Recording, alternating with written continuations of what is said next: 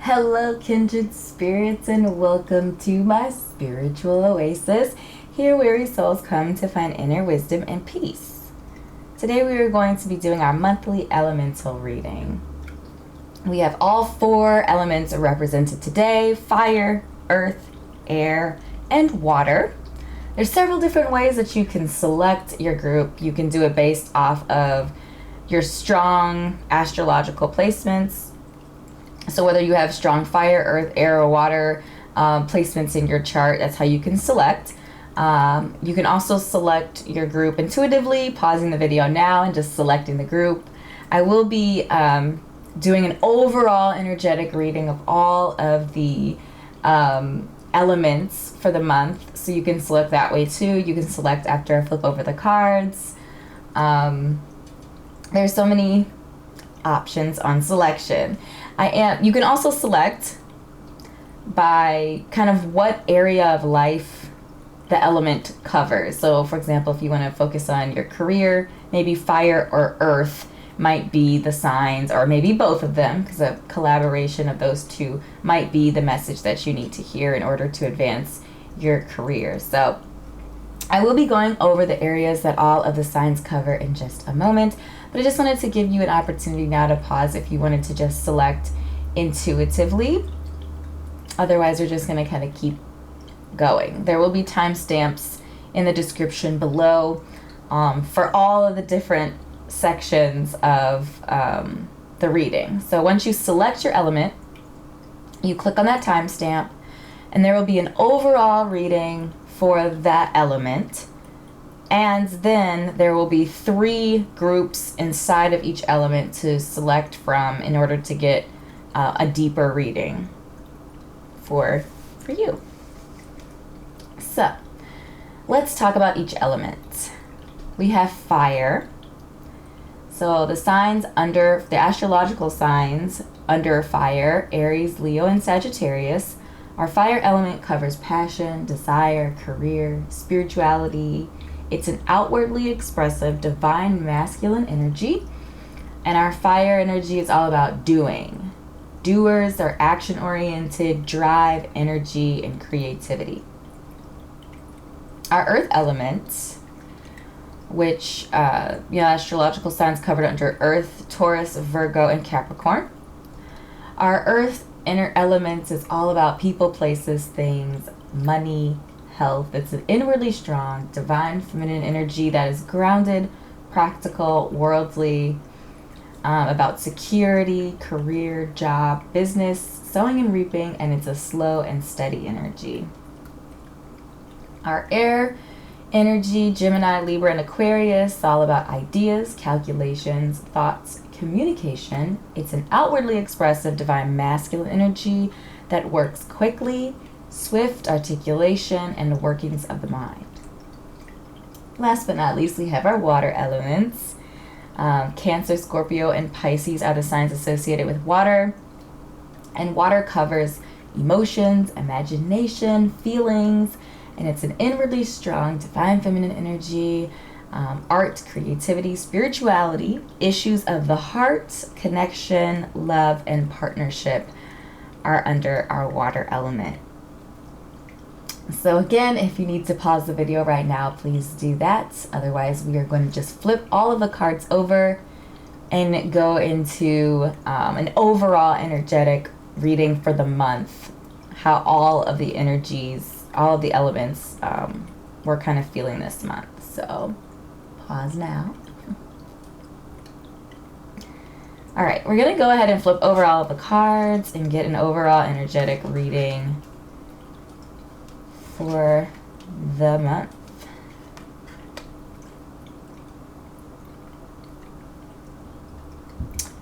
All right, so as a whole, this month felt very watery and very spiritual.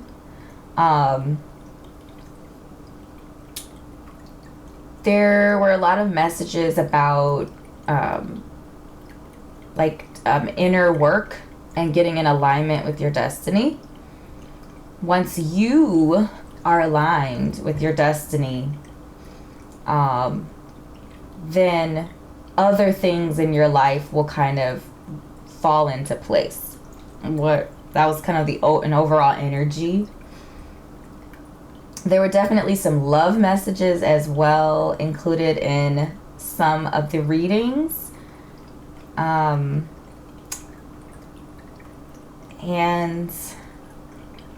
I'm just kind of like looking. I know that air, with the strong focus on getting out of your head, getting into your heart, getting into your spirit. So our air energy could be a bit uncomfortable this month because a lot of the messages were around like watery energy and spiritual and emotional energy, and kind of getting out of your head into your heart in order to align yourself with the universe so that all of the things that you're trying to manifest will then fall into place.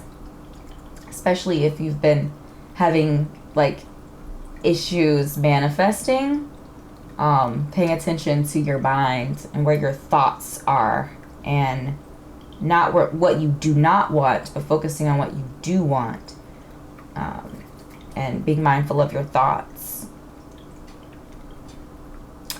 I would say our fiery energy also had more of a focus on the world of water too. A little bit more of a focus on emotional energy and less of that like fiery go-getter energy. So our fire element also might be a little bit uncomfortable as well this month, navigating a more slow emotional month, again, to get in alignment with purpose and getting a direction to focus that fiery, passionate energy.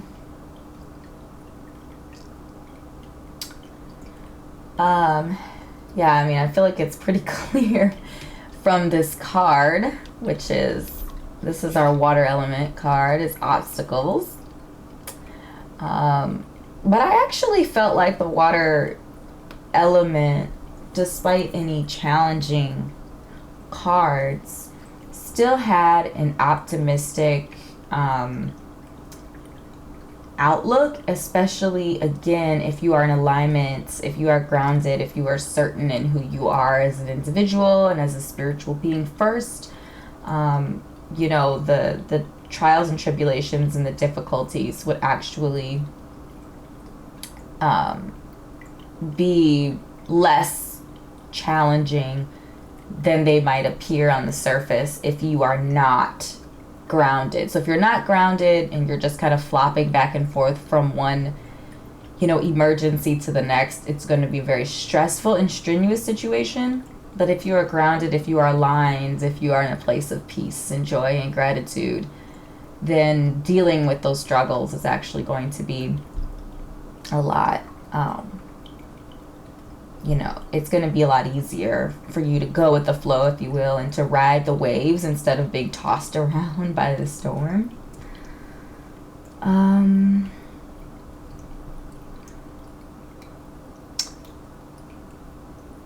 Yeah, there were also some messages too in a number of the readings about connecting with like-minded people and just being mindful of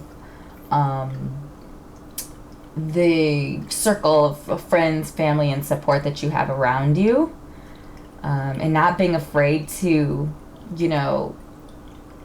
from a place of peace and love, like releasing people from your life and finding people that are going to support you on your journey. So there were a number of messages about that, and just, being mindful of the people that you're keeping around you and making sure that they're positive and encouraging, and helping you grow and encouraging you to grow and move forward and advance spiritually. Yeah, so those are the overall energies. Like I said, just in general, pretty spiritual and watery month in general. Really just focused on getting in alignment spiritually, so that all of the other pieces and parts can kind of fall into place.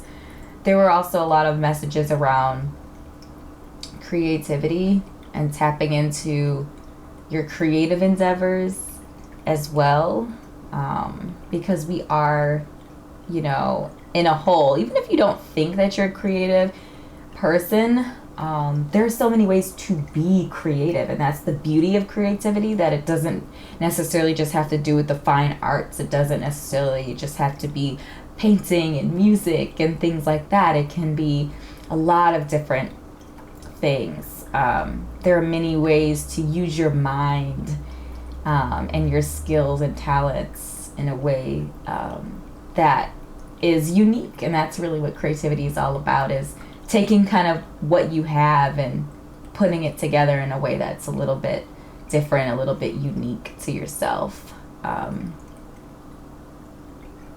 Yeah, so that is the overall energy for all of the elements this month. If you need to pause the video at this point in time to meditate with that information on which group or groups you believe has your message in it, please do so at this time. And without further ado, we're going to get right into the readings. So I will see you in your elemental reading.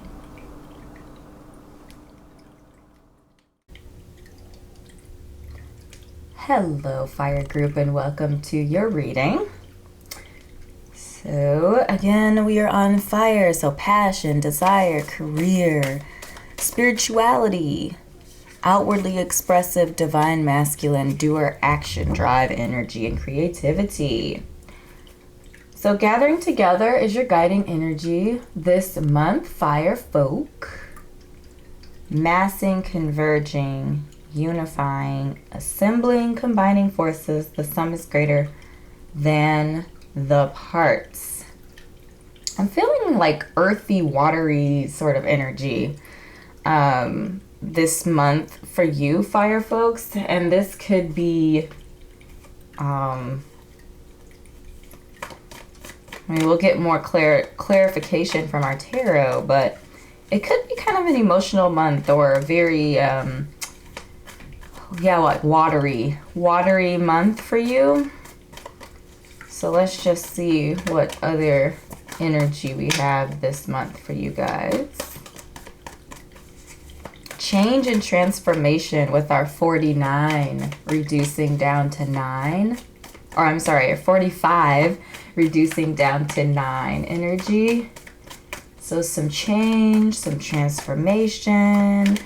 I'm getting, like, for some of you, like pulling together your support group. Ooh, 2 of Cups. So maybe a marriage or some sort of a advancement in a relationship, a romantic relationship for some of you. I'm getting like celebration. So it could even be like an anniversary, or just like celebrating some sort of love related events. Okay, these are just falling all over. Hermit. Could be a spiritual anniversary too, I'm getting for some of you. Some sort of a spiritual anniversary, or an anniversary that where you like came to find kind of who you were. A moment of clarity, an anniversary for that, or even a coming to moment. So we have the Hermit and the King of Swords also added in. We have the Hermit, which talks about kind of spiritual growth and wisdom, and just like going inward to grow who you are spiritually, taking time away from the everyday grind, your everyday life, and gaining clarity and insight into your own life and your own world, your own like spiritual world. And then the King of Swords talks about justice. It talks about clarity of thought and discernment and justice and truth and energies on that accord. The King of Swords could represent someone for some of you. It could represent a person, potentially with strong air placements in their chart. Sun, Moon, Rising, Venus, and an air sign. Gemini, Libra, Aquarius. This person could be a guide, someone to help you on your journey. This could be in relationship to the Two of Cups, the love interest. So it could be a partner. Again, you know, the king doesn't necessarily represent a male. It just represents, you know, someone who has authority over their thoughts and communications. Someone who is very good at discerning the truth from lies and seeks justice. This person is just not going to tolerate any kind of, you know, lying or deceit of any kind. They just aren't going to go for it at all. This definitely could be you too. This King of Swords could be you if you have strong air placements in your chart.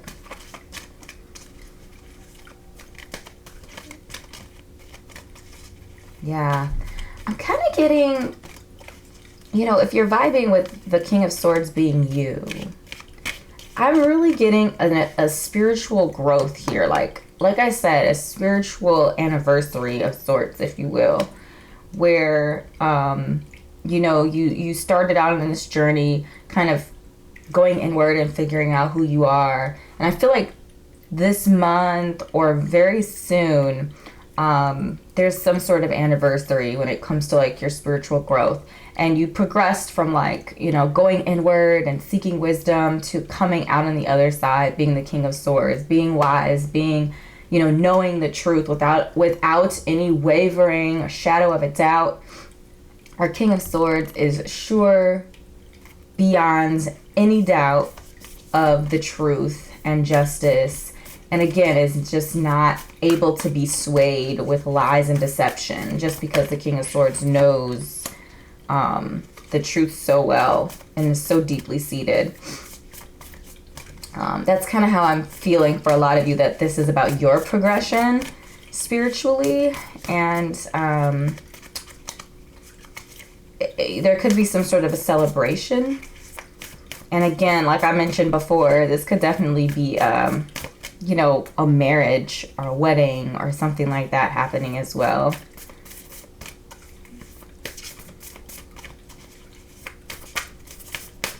Yeah, I'm getting like, you know, this is a general reading, so of course it could mean different things for each of you.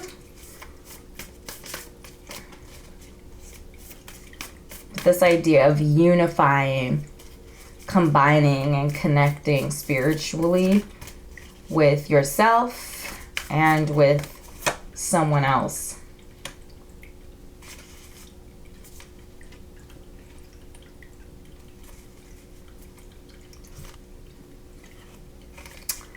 Okay, so I'm shuffling out our three groups here. I'm really interested to see how each group kind of leans into the message, kind of in its own lights. So we've got one more card here. All right, so we have our three groups here. If you need to pause the video at this time to determine which of the three groups will have your, you know, will continue on with your message in, please do pause the video at this time and select your group. Okay. I'm gonna go ahead and relocate group 2 and group 3. All right. Hello, group number 1, and welcome to your additional reading or your expanded reading for my fire group. All right.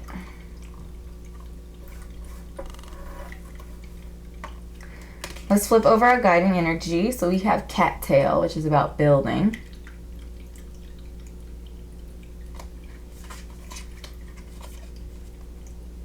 Perpetua. Saint of authenticity. I am my authentic self in all circumstances. And we have all that glitters.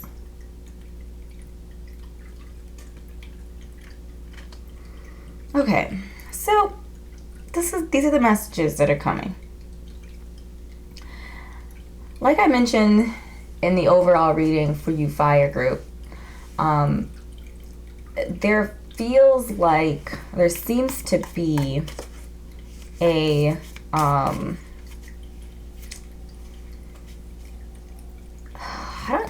graduation of sorts spiritually, like a spiritual graduation or a spiritual advancement from one stage to another stage of clarity and wisdom. And I feel like there are some messages coming from your spirit guides that is kind of warning you a little bit. Like some of you could even be leaving like a really rich spiritual environment, and maybe relocating or maybe returning back to your life as how it was. I'm getting like a retreat or something like that. And then you're coming back to your life how it is or how it was. And I feel like there are some messages for you to help you stay connected and true to yourself. So like being mindful of, like not being led astray by things that are too good to be true or people that are less than honest. So with all that glitters, that's what I'm seeing there for that. And then like the King of Swords, I feel like is reminding you that you are clairvoyant. You have the powers, the abilities of discernment. And even if that's not your strongest suit, exercising that and continuing to grow in that area will help you feel more confident. Even as you kind of continue out, I have another King of Swords, as you continue out on your journey. Build on what you've learned thus far. Build on the messages of love and creativity and spirituality and guidance and discernment and unity, like everything that you've learned up to this point. Build on that and continue to grow. Like don't let this be the end of your growth. And then I feel like Perpetua is talking about being authentic, being true to yourself. And I feel like that's also what the King of Swords is really talking about. And we had the King of Swords also come up in our second tarot shuffling. Intelligence and articulation of your thoughts and your heart and your mind. So I feel like the King of Swords energy is being magnified in this conversation.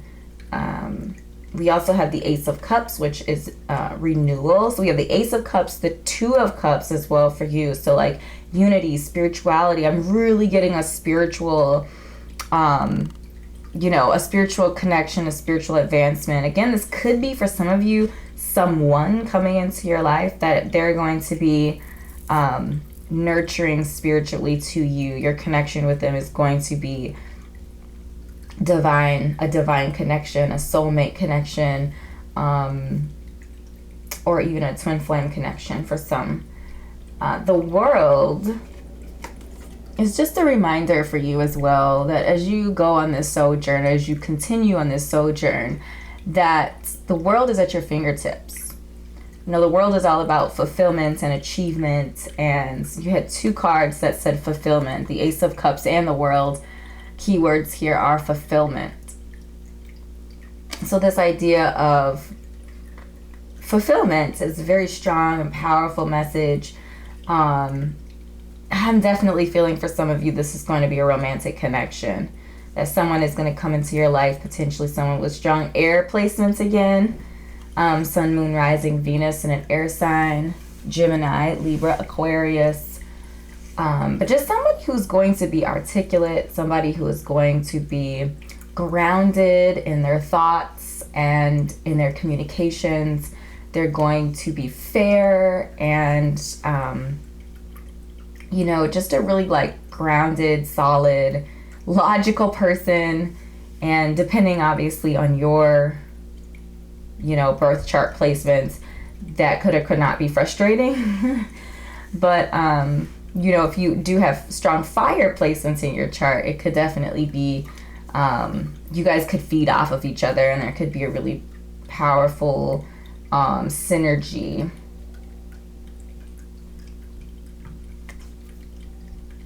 But I feel like in general, just, you know, if the love reading isn't for you, then I really feel like this is a moment of spiritual awakening, you know, spirituality and fulfillment, and just kind of taking your spirituality, taking your destiny, taking all of the wisdom that you've learned up to this point and kind of moving forward with it and staying true to who you are, and building upon what you've learned and the energies that you have come in contact with along the way.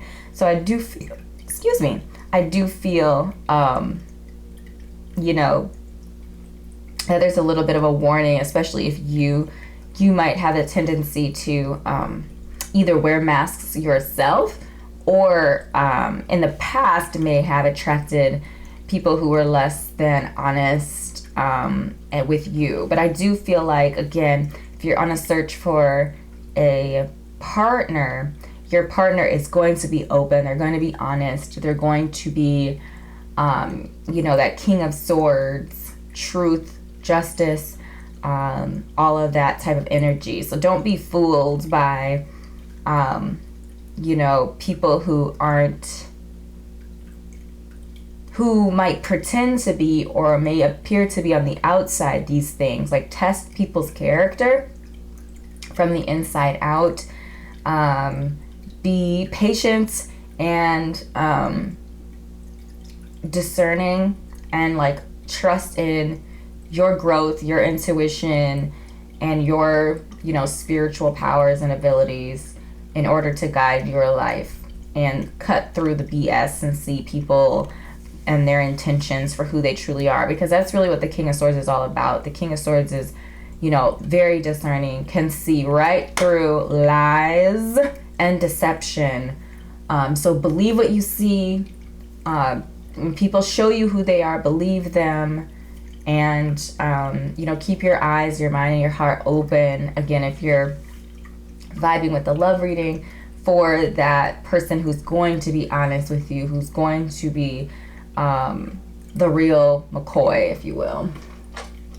All right, so we are going to cast for you. We're going to cast with our astrology and numerological dice. We're not casting birth charts or anything like that. We're just casting energies for the month for you, fire group number 1.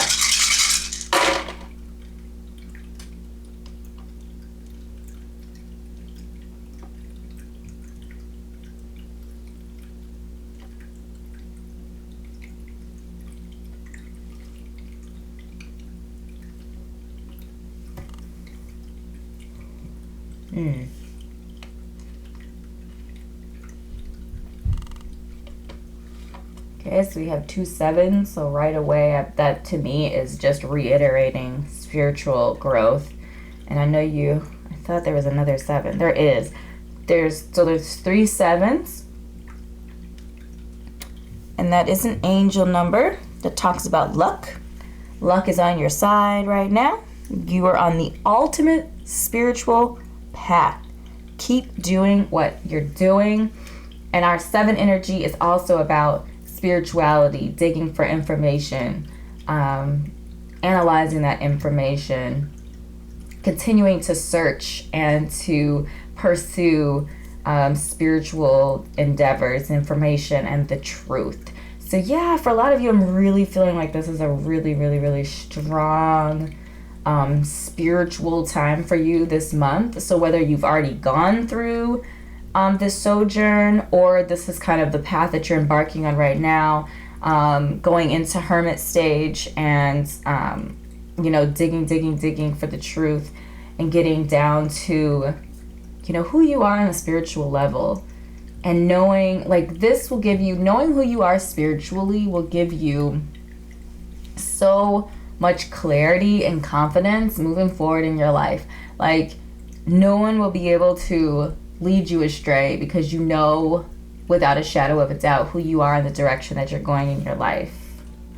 So we do have number 6, which is about love. So again, for some of you, this could definitely be a love reading or somebody entering into your life that is not only going to help you spiritually, but it's also going to be a romantic connection for some of you.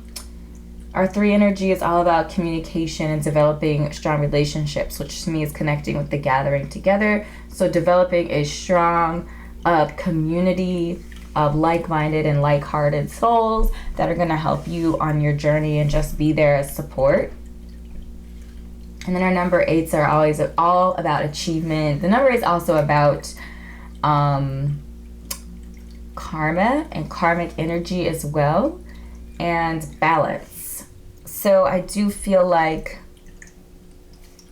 for some of you that the first message that I got was karmic relationships. And then the second message that I got is a balance between like the worldly plane and the spiritual plane. I'm just feeling a lot of really strong spirituality and spiritual energy. But as fire signs, you straddle that, fire energy is about passion and creativity, spirituality, but it's also about the worldly realm too, and really just putting work, putting energy, putting passion into really anything.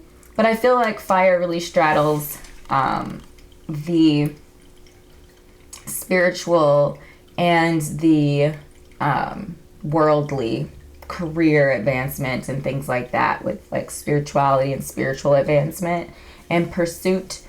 And so I feel like the number 8 is really talking about finding a balance between those things and putting your energies and your efforts, especially if you have strong fire sign placements, into both areas, and that you're not leaning too far toward one or the other. I am feeling like for you right now, you're on a spiritual sojourn, and the focus right now for this month is definitely going to be spiritually related. So we do have the 8th house, which is talking about change and transformation. It's typically ruled by our Scorpio energy. So it is about death and destruction, so that you can transform. Death is also associated with the 8th house. Death is in like leaving behind the old and transforming and transitioning into a new reality. And I do feel like that strong spiritual message is just screaming out in your reading. Fire group 1. So we do have Capricorn in this house, which to me kind of puts like an earthy, grounded sort of work ethic toward the endeavors in the 8th house.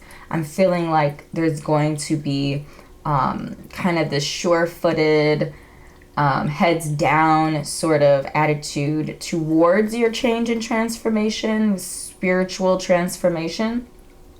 And to me, with the North Node, I really feel like it's saying that the work that you're doing in your 8th house spiritually, and you're heads down, really just kind of tackling that, is really saying that to me with the North Node there, that this is a part of your destined path, that this is the direction that you should be headed, and you're going the right way.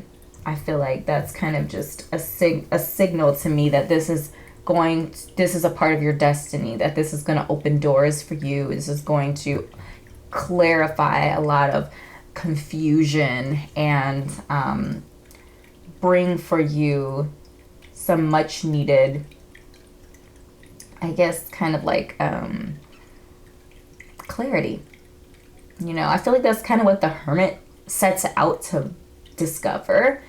It's kind of a somber sort of energy, but it's almost like recognizing that you're not where you want to or should be, and then kind of like just going off and just doing what you need to do. You know, separating yourself from all of the distractions. To me, that's really what Hermit energy is about. And making that bond and that connection with the, you know, with who you are on the inside, and discovering who you are on the inside. Yeah. Spiritual fulfillment is really what and truth, seeking truth, is really what you group 1 fire energy is really focusing on for this month. So these are the messages that I have channeled for you today. I certainly hope this was helpful for you. If it was, make sure to drop a comment and let me know what resonated. Click like and subscribe to my YouTube channel, as well as liking my Facebook page and checking out my Etsy shop, where I curate content there to help you on your spiritual and life journey. So thank you so much, beautiful souls, for your time and your energy today, and I will see you in an upcoming reading. Bye.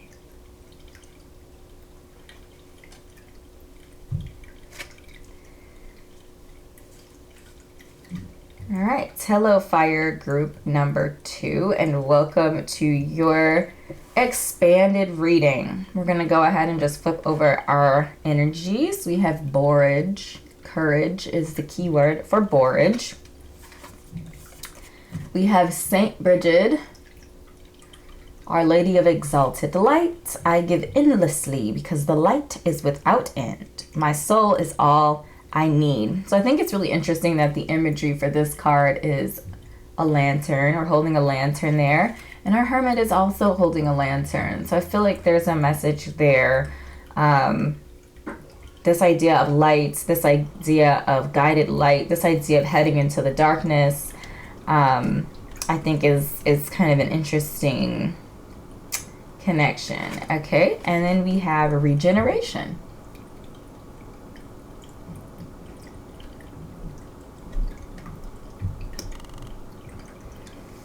Yeah, I mean, I feel like regeneration is directly connected to our hermit energy, and this idea of a spiritual rebirth, a spiritual sojourn. I feel like Saint Bridget is reminding you that, like, we are spiritual beings first. We are spiritual beings first, and sometimes we forget that, you know, because we are having you know, we're having an experience on this earth where we're very connected to the earth, you know, through our 5 senses. And I feel like right now, this sojourn that we're on, this hermitage, is really about connecting spiritually and remembering that you first are a spiritual being. I also feel like with regeneration that there's some sort of pain that we're gonna need to go through in order to come out on the other end fulfilled. And it's going to take courage. It's going to take courage to, you know, really find that, that direction, that guidance that we're looking for. Some root work is what I'm getting really strongly for you, group number 2.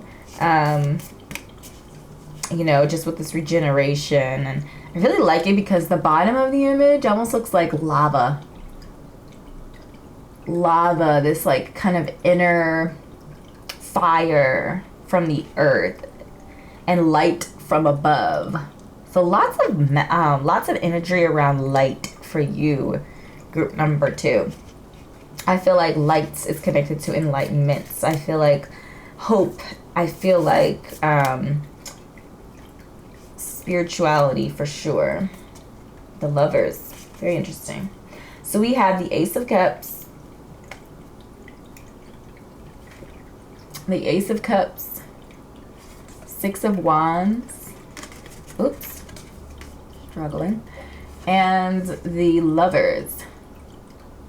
So I feel like the Lovers very much solely connected to our 2 of Cups. Yeah, really strong spirituality, spiritual connections. With our 6 of Wands, the advancement and recognition, I feel like this is talking about I feel like this is guaranteeing or saying that after you go through this sojourn, there's going to be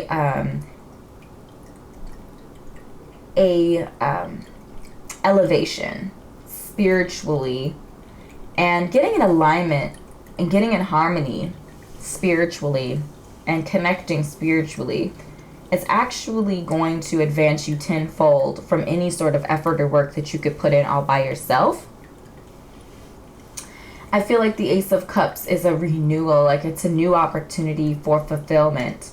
And it really talks about spirituality and fulfillment, alignment and harmony, advancement, moving forward, regeneration, courage.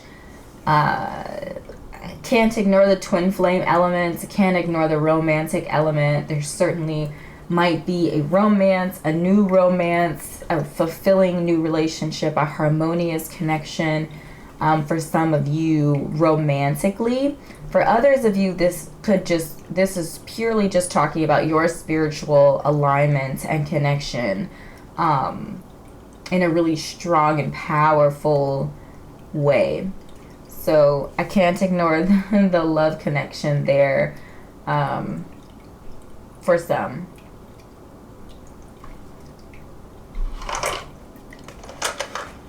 I feel like the Lovers is also about making a decision, having options, and then kind of making a choice. You know, we choose our partners and making the decision to, you know, choose whether it's a partner or it is the quest to discover, you know, make our spiritual discovery, spiritual advancement. I feel like it's, you know, you having options and making the decision to do the best thing for you. And I feel like the King of Swords is about, like, you know the truth, you know what you need, you have the power to make these sorts of decisions from a grounded place and a grounded space. So yeah, lots of renewal. So we're definitely going to cast for you astrology, numerology. We're not casting birth charts, just getting a sense of the energy and focus for the month. Ooh, well, we have 888. We're definitely dealing with karmic energy. You know, our number 8s are connected to achievements. You know, so the angel number for our 888 is about financial prosperity specifically, and abundance, and that it's heading your direction. That could definitely be connected to our 6 of Wands and this idea of advancement. I feel like getting in alignment spiritually is going to make you an asset, which is going to, or some wisdom that you acquire on your journey is going to really give you what you need to make moves and advancements in your career. So we do have the 11th house, which is the house of, like, friendships and relationships. We have Scorpio in that house, and Scorpio is all about regeneration and transformation. So transforming your friend groups, transforming your friend space in general. And our number 9 talks about transformation. We have 3 9s in the house too, which is another angel number that talks about you being nudged towards the finish line. So finishing something that you started. And again, I feel like that's talking about your spiritual journey, your spiritual sojourn. Finishing that will help with other areas of your life, love, career. All of these things will kind of start to come into sync I think this is actually Virgo. Sorry, not Scorpio. What am I talking about? Yeah, this is totally Virgo. Virgo in the 11th house. So, what I am seeing here with Virgo in the 11th house, you know, and we have Mercury energy. No, we don't. We have Venus energy. My brain is all over the place. We have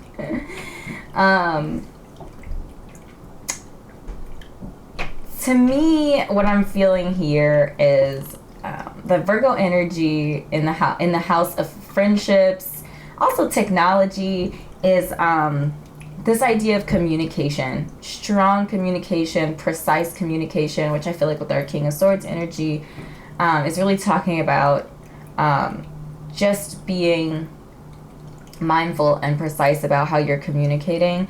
Also, that love, you know, if a love or romantic relationship was vibing with you, that definitely might come through your friend groups and your connections, your social connections. And excuse me. You know, our Virgo energy is also grounded energy, stable energy, earthy energy, but mutable too. So, that analyzing information and also being mindful that you might be like nitpicky with your friends and connections this month, because our Virgos are very like, they pay attention to detail, and they can also be really critical of themselves and others. So just being mindful of that in your friend space and your connections.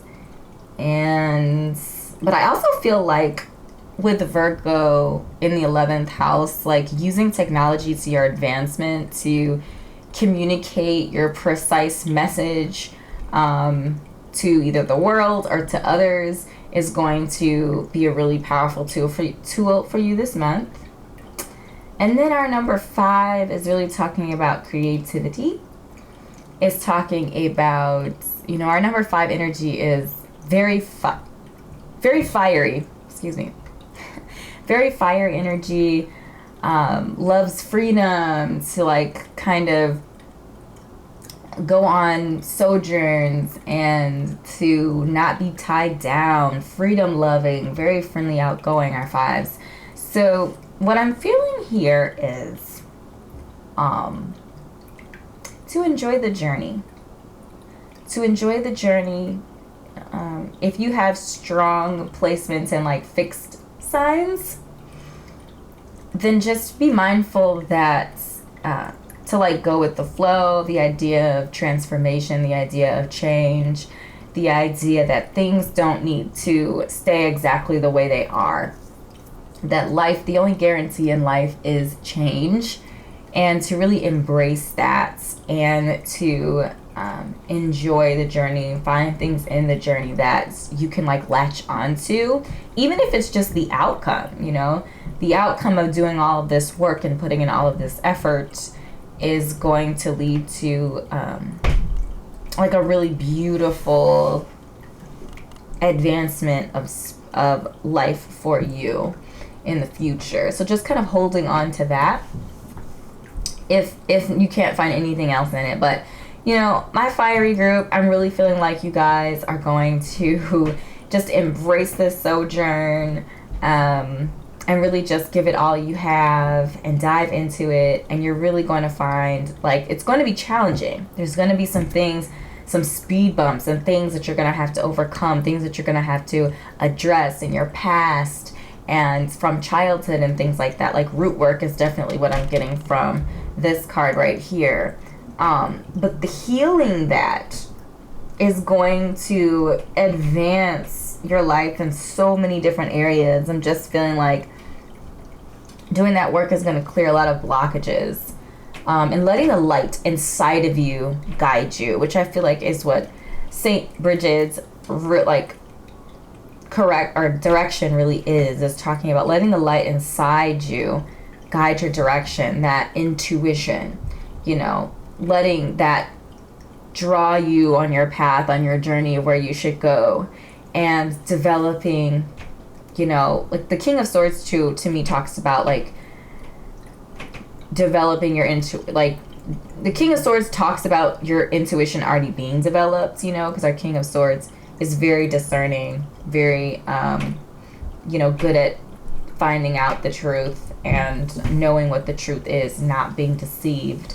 And I feel like that's how you're going to come out. You're going to know without a shadow of a doubt when things are true and when things are not, the direction to go. So if you've been feeling lost, maybe feeling like you're kind of just blowing your energy on all different sorts of things, really getting in alignment spiritually, allowing your inner light to guide you, trusting yourself, trusting your inner truth, and trusting yourself is going to be a huge breakthrough for you over the next month and moving forward. So these spiritual things are never just going to be over a month time frame. They're definitely you know, deeper than that. It's something that's going to have to continually be worked through.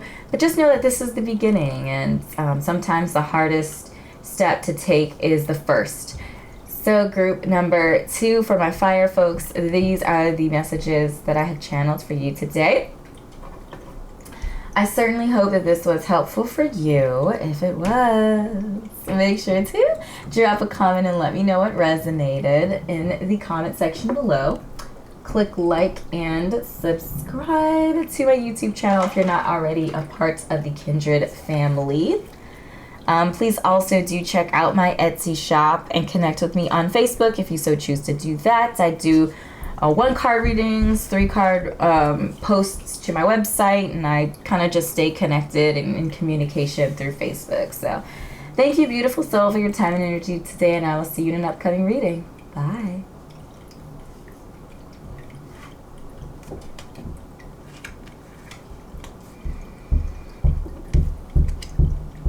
Hello, fire group number 3, and welcome to your additional reading. We're going to go ahead and flip our cards over. So we have Hawthorne. The keyword there is sacred. Mary Magdalene. The Apostle of the Apostles. I am the bridge between heaven and earth. I am fully human and fully divine. No place like home.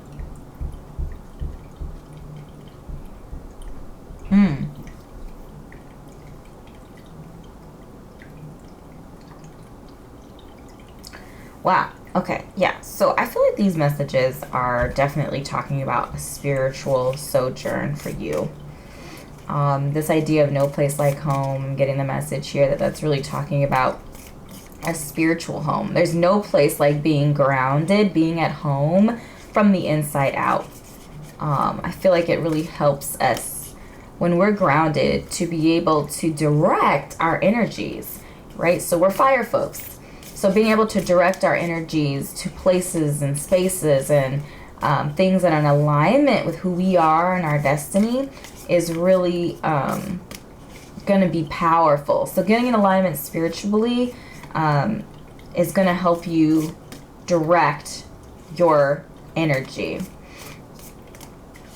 And I really like this, the message from Mary Magdalene and Hawthorne. Like, I feel like all together, it's really talking about you as a sacred space that, you know, just because you're human doesn't mean you're not also, you know, divine. Doesn't mean you're not also spiritually connected and spiritually grounded, a spiritual being. So just know that we live, humans, we live in both places. Both places are our home simultaneously, even though they feel sometimes, at times, to be completely different places and spaces. So just knowing that you belong in both places, both spaces, equally, and to kind of just own that. We have our King of Swords. So double. So I feel like this message is being magnified. This idea of seeking truth and justice and discernment and knowing without knowing that you have the ability to see the truth, know the truth.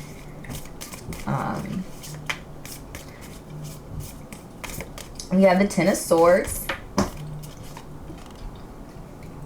which is about kind of being at the bottom, right?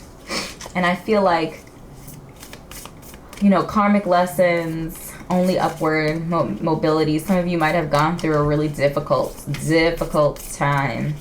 You were kind of at the bottom, and that's where you discovered, like, okay, I need to do something different. And I feel like that's where the Hermit energy is coming in. And this idea of like going inward and solidifying the truth inside first, and then that will allow you to determine the truth on the outside as well. So I definitely feel like, you know, I feel like the Ten of Swords is really a card that talks about hope. Five of Swords, wow, lots of sword energy. So a lot of that airy, some of you might be just trapped in your thoughts. So trapped in your thoughts and in your mental worlds that you're struggling. Because our Five of Swords is about resentment and competition. So this could definitely be talking about some sort of work thing that happened for some of you that might have kind of thrown you off center and has you rethinking strategies, like rethinking how you're approaching situations, just in general. But I feel like that mental work, I feel like the spiritual sojourn that you're going on is to, and you could have like an air sign in your Mercury. I'm getting like maybe even strong Gemini placements in your chart where you're just constantly churning over thoughts, constantly in your head, and not in a positive way. Like you're not saying good things to yourself. Even when you make mistakes, because we all make mistakes. And even when we make mistakes, it's not about dwelling there in that moment. It's not about focusing on the thing that we did that, you know, the screw up moment. It's really paying attention to the lesson that we're learning. Because that's what the Ten of Swords is about, karmic lessons. So if we're not picking up the lesson, we're going to end up repeating it. So if you're not learning the lesson, you're going to repeat the lesson over and over again until the aha moment comes to you. So I feel like really, you know, if you keep kicking around a situation, you know, and I'm getting for some of you it's work related. Some situation, maybe that you disagreement or some sort of conflict in the workplace, and you keep going over and over and over again how you could have done things differently. The message that I'm really getting here is like, don't focus on the event that took place. Focus on the lesson. Because if you don't understand the lesson, you don't take the lesson with you, it's going to happen again. It's going to happen again. And then you're going to think like, oh, this is just how my life is meant to be. Like, no, it's not. There's a lesson there that you need to peel out of it. And the message that I'm really getting here, that the lesson is that competition just does not exist. It's in your head. It's in your head. Coming up with strategies on how to give yourself, like, you know, when we're talking about the worlds of career, it's about figuring out whoever you're trying to negotiate with or talk to as an employer or whatever, clients and employer, find out what they want. Find out what they want and figure out how you can fulfill that need. Figure out what you need to do to fulfill that need. That will set you apart. There is no competition. You know, not really. I mean, there is, but there isn't. You know what I mean? Simultaneously. I feel like when we take our minds out of that limiting, because I feel like saying, oh, it's competition, everyone's out to, you know, I'm against everybody. And you really just kind of take those limiting beliefs out of your vocabulary and you expand You know, the fire energy is all about expansion, expansiveness, growth. And you figure out how to, use your mind to strategize. Use your mind to get ahead of the situation instead of always reacting to the situation. So that's really what I'm feeling here. Like the King of Swords is really just the message of the King of Swords, this idea of having a sound mind, being able to make clear decisions. Why? Because our King of Swords has foresight. Our King of Swords can see the outcomes of all these different situations ahead of time. That's, the power of the mind. I'm feeling like a lot of you have a really strong mind. You're just always playing defense and never offense. So that was a random kind of detour, but we're going to go ahead and cast for you fire group number 3. Again, we're not paying attention to any sort of birth chart information. We're just getting primary energies for you for this month. So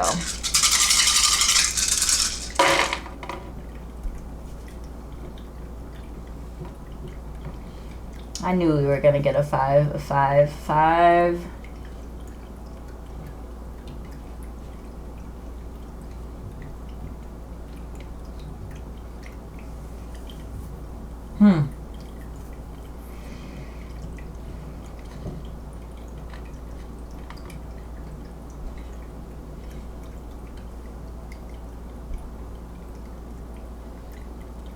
I feel like our 7 is connected to our 8th house energies. Our 8th house is typically ruled by Scorpio, so we're talking change, transformation, the death of one way of life, and the transition into another way of rebirth.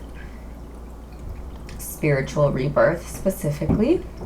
Our 7 energy to me is really tying into those of you who have really strong air placements in your chart. If you're really vibing with like the mental work that's going on, that spirituality to you will be most likely less emotional, less like cups energy, and more like through discovery and searching and analyzing and digging down for the truth of things. That's really to me like connected to this hermit energy as well, like going inward, removing yourself kind of from distractions and just taking time to really pour over the evidence, if you will, or the spiritual texts and other things like that are at your disposal to be able to find your truth within that. And I feel like also like meditating and journaling is going to be really important for those of you who are really, really connecting to that sword energy. Journaling, writing things down, vocal recording if you don't like to write, whatever. But just record, like capturing your words and the things that you say, and trying not to keep everything in your mind, but releasing that through words or through writing, something like that. Really getting out of your head and not trapping yourself in your mind space. So we have Venus there in the 8th house, so I think there will be our Venus really talks about things, it can definitely talk about love. But I feel like, and with the 2 and the 6, some of you might find love. The 2 of Cups here, we have the number 2 and the number 6, which I feel like when those 2 are together, it really talks about a romantic relationship, because our 6s are all about romance, and 2 energy is all about like bringing entities together. It's kind of like the politician of the chart, or the numerology, if you will. They're about peacefully and harmoniously connecting things that are completely different and making them work in tandem, work in collaboration. So I feel like there's definitely a love element, that you might even find a partner, a romantic partner on your sojourn, your spiritual sojourn, make a love connection.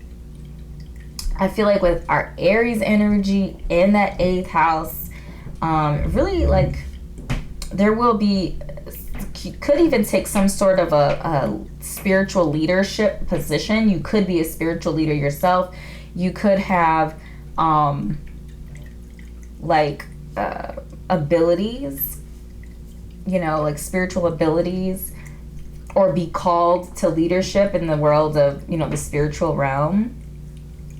And this is something that you are going to really enjoy, is what I'm seeing, with the Aries in the 8th house with Venus there.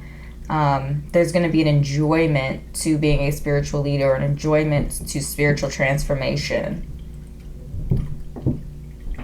taking the lead on your spiritual world walk. And then we have 3 and 5, which I think are they talk to each other as well. Our 3s are really sociable, as well as our 5s. So 3s and 5s are really sociable numbers. 3s are, the life of the party is what I would say. Developing, communication, developing friendships, developing a really strong and wide friendship circle. And then our number 5s are talking about freedom. They're freedom lovings. They don't like to be held back or held down by anything. They're outgoing and sociable. And again, we had our 3 5s. So we have a 5 here with the no place like home, the number 5, and then the 5 of swords. So definitely have that 5 energy, which talks about huge changes are coming, and to trust that the transition is for your highest good. So prepare for massive shifts, and that things are going to, of course, as things change, there's always that transition. It'll be uncomfortable and then move into something better for you. So definitely feeling like our 3 and our 5 energy is really connected to this gathering together. So like keeping people around you that are really supportive and loving and nurturing is going to be really important as you transition to another phase of your life. So I do feel like there's definitely a strong chance of a transition or transformation in your friend circle. And this might not really, really happen until you come out of your hermitage. And when you come out of your hermitage, you're going to be channeling the King of Swords energy. And that discerning energy is actually going to help you kind of determine who should be staying and who should be not present in your world. So yeah, just in general, I'm feeling like your spiritual journey is going to, for some of you, you're definitely going to find a love match on this journey. But just like really taking the lead, being assertive with your spiritual journey, with your spiritual transformation, and actually an enjoyment. Just enjoying it, really leaning into it, and embracing the change, which I feel like if you have strong fire placements, especially, or even mutable or cardinal placements in your charts, like sun, moon, rising, that change and transformation is something that you are okay with. If you have fixed sign placements, you might have to coach yourself a little bit more, get coaching or get assistance, get help to be able to handle the change. But just know that the only guarantee in life is change. So kind of just getting used to change in general and embracing it is going to be a really powerful lesson, that if you can turn that into knowledge and turn that into wisdom in your life, that is really going to help you in the future progress to other stages of your life. So I feel like we always want to be advancing. We always want to be moving into the next phase, right? We always want to be growing. And growth takes change. And change is difficult.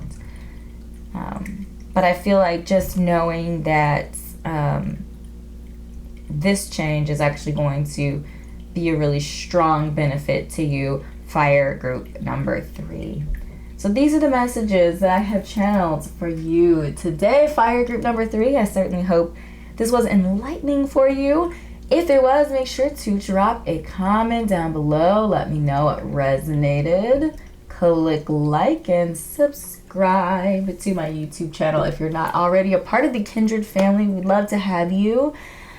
Please also do connect with me on Facebook. That's really where I'm there. I'm active pretty regularly. I also post like random 1-card readings just to Facebook, and I share when I post my 3-card readings to my website when I upload YouTube videos. So make sure to connect with me on Facebook, and also check out my Etsy shop. There I curate content to help you on your spiritual and life journey.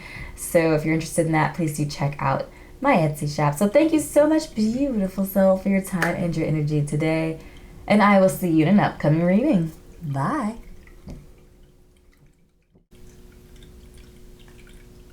Hello, Earth Group, and welcome to your monthly elemental reading. Again, these messages are for the next 28 to 31 days.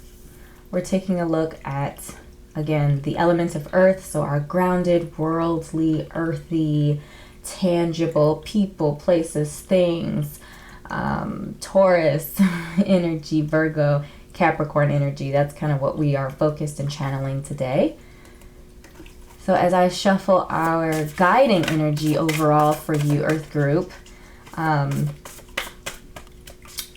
we are going to, later on in the reading, you're going to have an option to select from a few groups to get a more kind of personalized or specialized reading.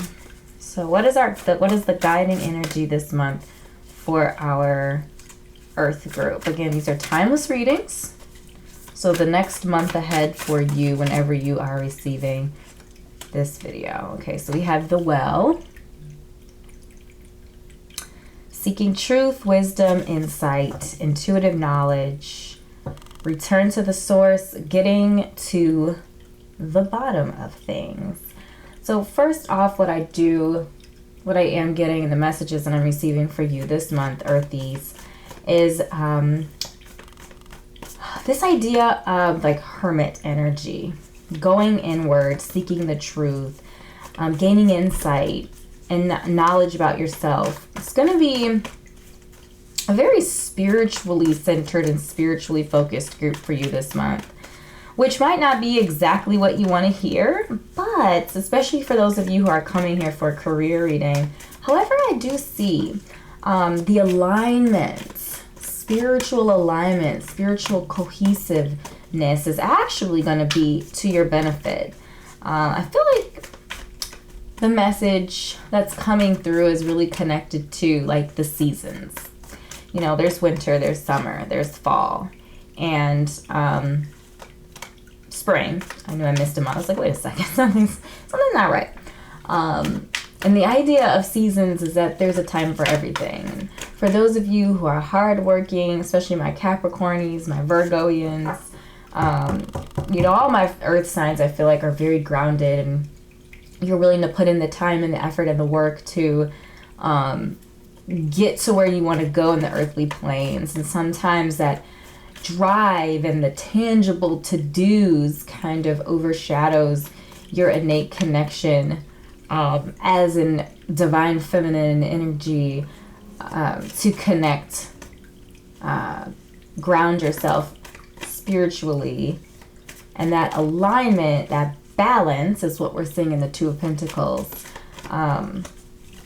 will actually give you a leg up, which doesn't necessarily make sense from a practical standpoint. But again, we are 5-part beings, and when our spiritual focus is aligned, everything else falls in alignment as well. So a Two of Pentacles, I feel like for you this month, Earth Group, is talking about the balance of the practical world with the spiritual world and the realm of spirituality. Some of you might have been struggling with this, struggling with balancing your inner peace, your inner world, your spiritual journey and balance with your drives and determination in the world, in the tangible earthly realms when it comes to career and different things like that. So with the Three of Swords, what I am seeing is really the idea that healing. I'm getting the message for some of you that you're not taking the time to properly allow yourself to heal, that you're more, you're kind of like masking the pain with work. And I feel like for the month moving forward for you, if that struck a nerve for you, is that you are meant to actually, from the inside out, heal yourself and focus on healing in that capacity, and not healing, not just masking the pain and the hurt. And with the Wheel of Fortune, what I do see here again is that some of you might be feeling off balance right now.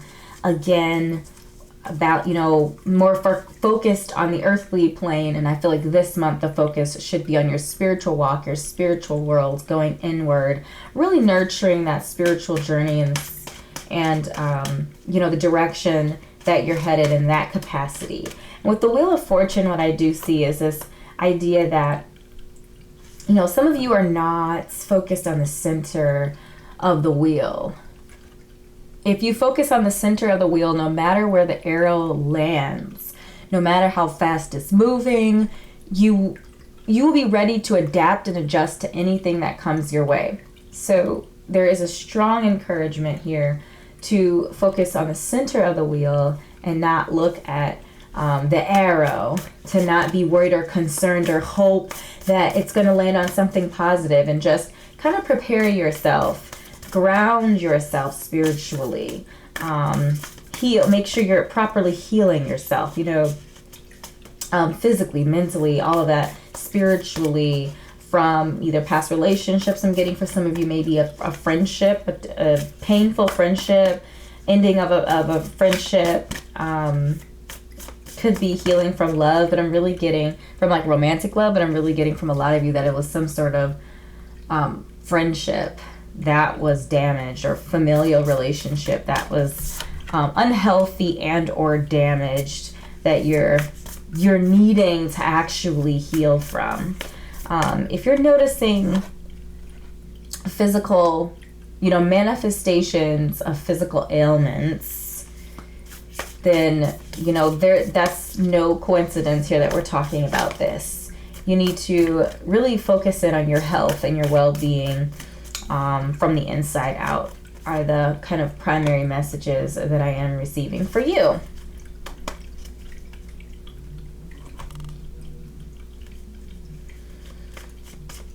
Seeking wisdom, seeking insight,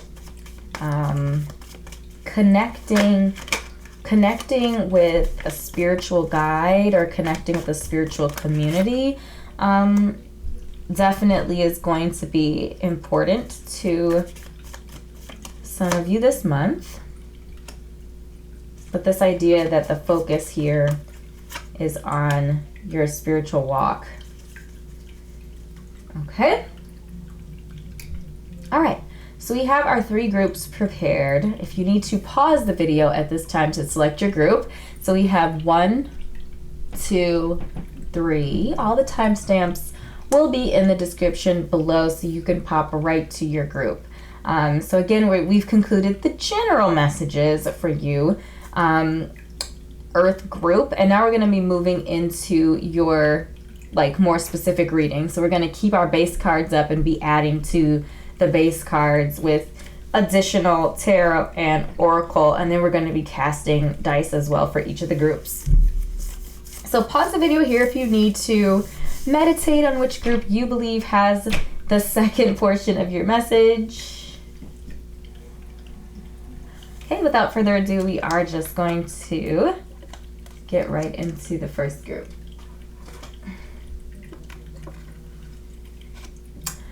All right, hello Earth Group 1. So we are going to just flip over our guiding energy. So we have chamomile. The keyword there is soothe. We have the spider spirit. I love when the spider spirit comes up. Take your dreams or make your dreams real. Yeah, I do get creeped out with spiders, but I try not to think too hard about it. Okay? And then lapis lazuli. Make a decision. That's really interesting.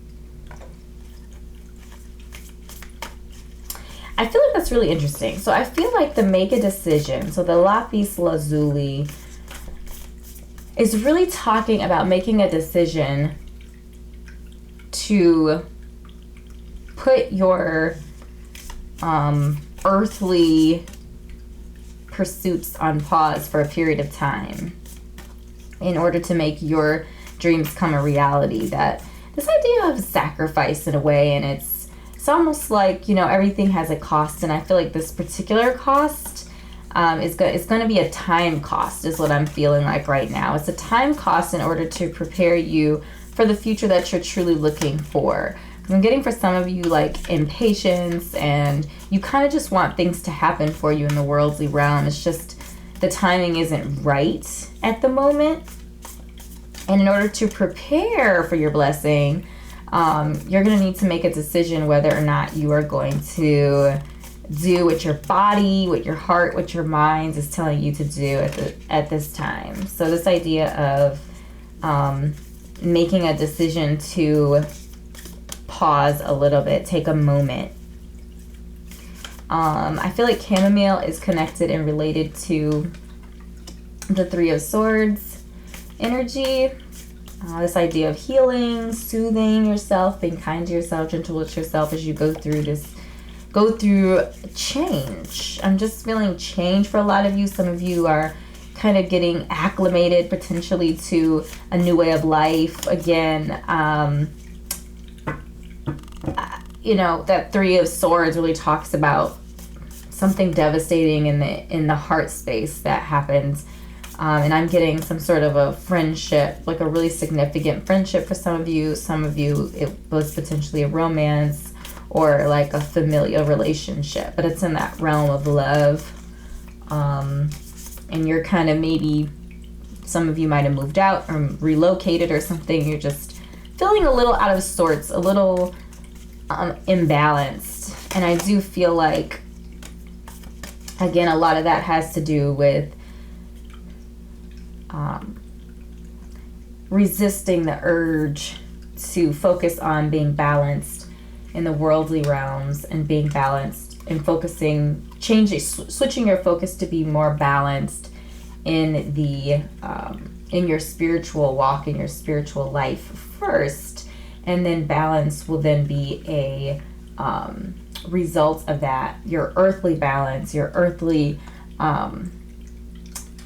riches and successes and opportunities will then come.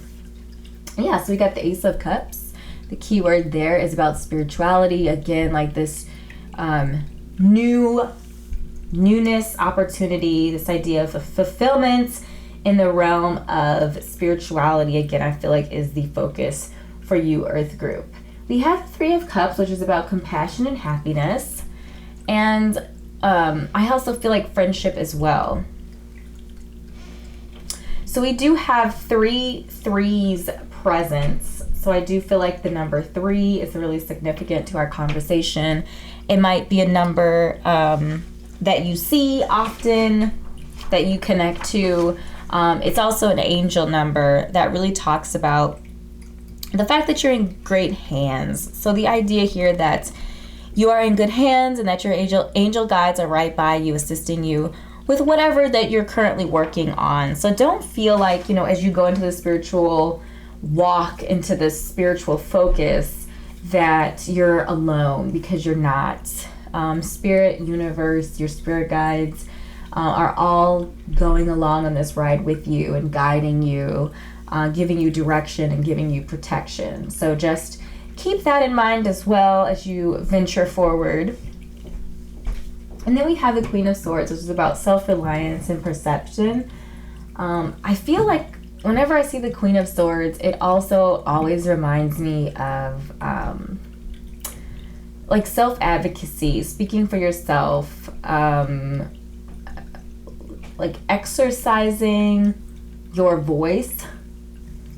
And I feel like in this particular situation, this idea of, I got the message for some of you to really, like some of you are really, really self-reliant and independent. And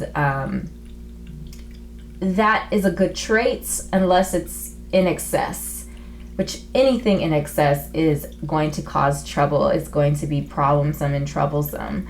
So the idea that, leaning on your friends, on your family. So the number 3 is also about friendship, companionship, the people that you can trust. Some of you, that maybe went through some sort of a difficult relationship struggle or separation, you might be feeling like you don't know who to trust right now.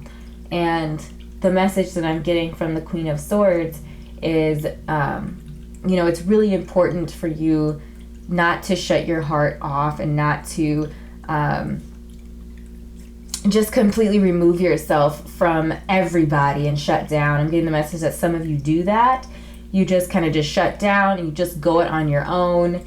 And the message that I'm getting for you is not to do that, because life is about balance, and extremes in any direction you're going to constantly be flopping back and forth, because life is going to always, life and the universal energies are always going to have to, again, that unstable balancing act, always going to have to correct, always going to have to self-correct, and spending energy and time on correcting the kind of drastic shifts that, not much else is going to really be able to be focused on, and you're not really going to be able to lean into a lot of the things that you want to lean into. And I feel like that's why the message is to really trust, because, part of spiritual growth and spiritual journey and seeking knowledge and strengthening your intuition and your powers of discernment is so that you stay grounded, again, that you stay looking in the center of the Wheel of Fortune, that you're not, you're not allowing yourself to be distracted and thrown off center. So grounding yourself spiritually is going to allow you, it's going to give you a base and a center, so that you won't have to keep balancing these things and feeling caught off guard and feeling like you're never going to quite get it right. It'll create stability for you and groundedness, and doing that consistently will pay off in the long run. And having a strong support group behind you, really leaning into your friendships and connections is going to help with that. So again, don't shut people out. Trust your heart, when you're discerning your friends and those that are close to you in general. So, okay, those are our primary messages. We're going to go ahead and cast for you. Again, we're not casting birth charts. We're really just getting a feel for some of the energies that are going to be present and prevalent for you in this month.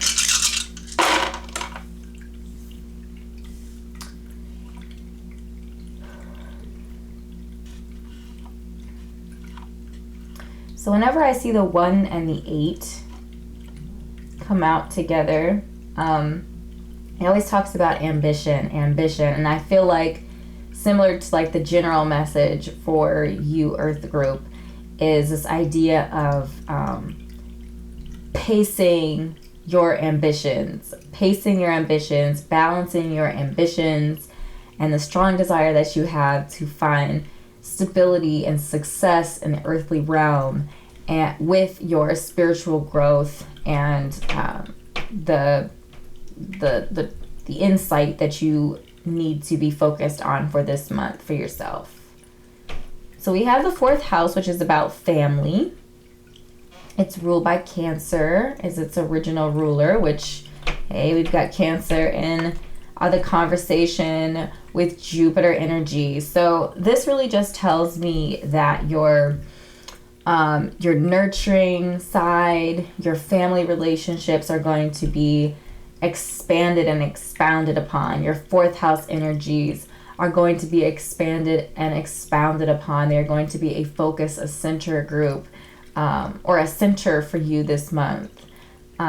We have a number 6 here. It's about love and romance. So it could be adding a partnership or something to your family, or it could just be, again, like lots of feels and lots of love and connectivity and healing happening in your familial circle this month. For some of you, some healing is necessary. And then our 5, which is all about creativity. It's all about adventure. And so I'm feeling like, with that earthy energy, sometimes you guys can be a little too grounded, a little too practical. And I feel like the message from the number 5 for you is to make sure to also enjoy life. Life, like I mentioned, is all about balance. It's all about, staying grounded and centered, yes, but also balance. So balance to work is play, and making sure that you're doing both of those things this month, and you're really, enjoying life as well as enjoying working and creating a home and a place of stability and groundedness. And then I feel like the 0 there is kind of negligible in a lot of cases. But this idea, I feel like for you, my ambitious folk, just doing nothing, just doing nothing is also okay. Just having a moment of peace and quiet and doing nothing that is about building or working or future or planning. But just doing nothing and enjoying life, enjoying what, the time that you have right now. So it's going to be a very emotionally expansive month for you, group number 1, and taking those moments and really, allowing this kind of, it's going to feel like a detour, but really what it is it's creating a solid foundation. And again, that foundation being in the spiritual realm and not in the earthly realm. And getting in alignment spiritually is actually going to really boost your efforts in the worldly planes and your worldly endeavors. So keep that in mind. Keep health in the forefront of your mind as well. And stay connected with your friends, family, and loved ones. So thank you, group number 1, for hanging out with me today. If something resonated with you, please do drop a comment and let me know what did. Click like and subscribe to my YouTube channel, as well as liking my Facebook page and checking out my Etsy shop, where I curate content there to help you in your spiritual and your life journey. So thanks again, beautiful soul, for your time and your energy today, and I will see you in an upcoming reading. Bye.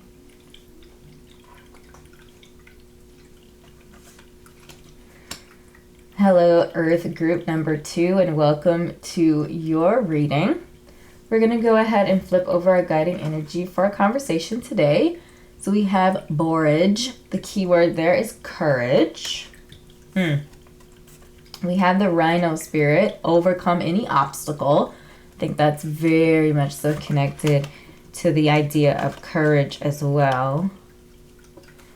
And then we have ocean jasper, schedule yourself in. I always love when this one comes up. Maybe because I probably need to listen to it more, but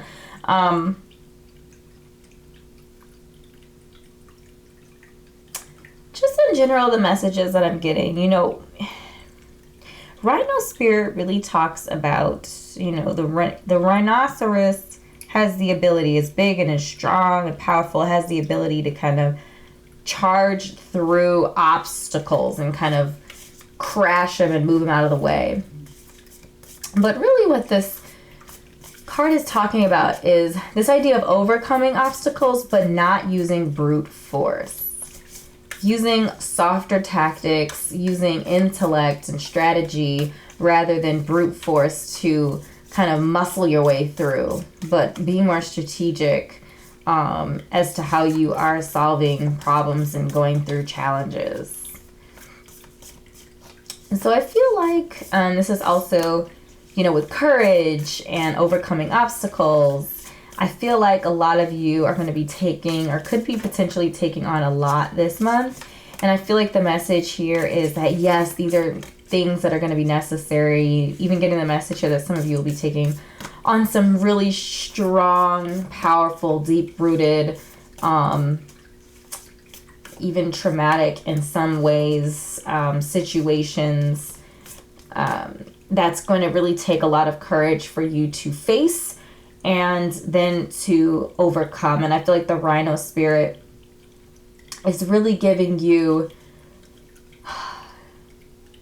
just like empowering you to, though it's scary, like take that dive, because finding the truth is going to be worth it for you in the end, even though it's going to be really uncomfortable getting to that place of peace. Once you get to that place of peace, no one's going to be able to take that from you.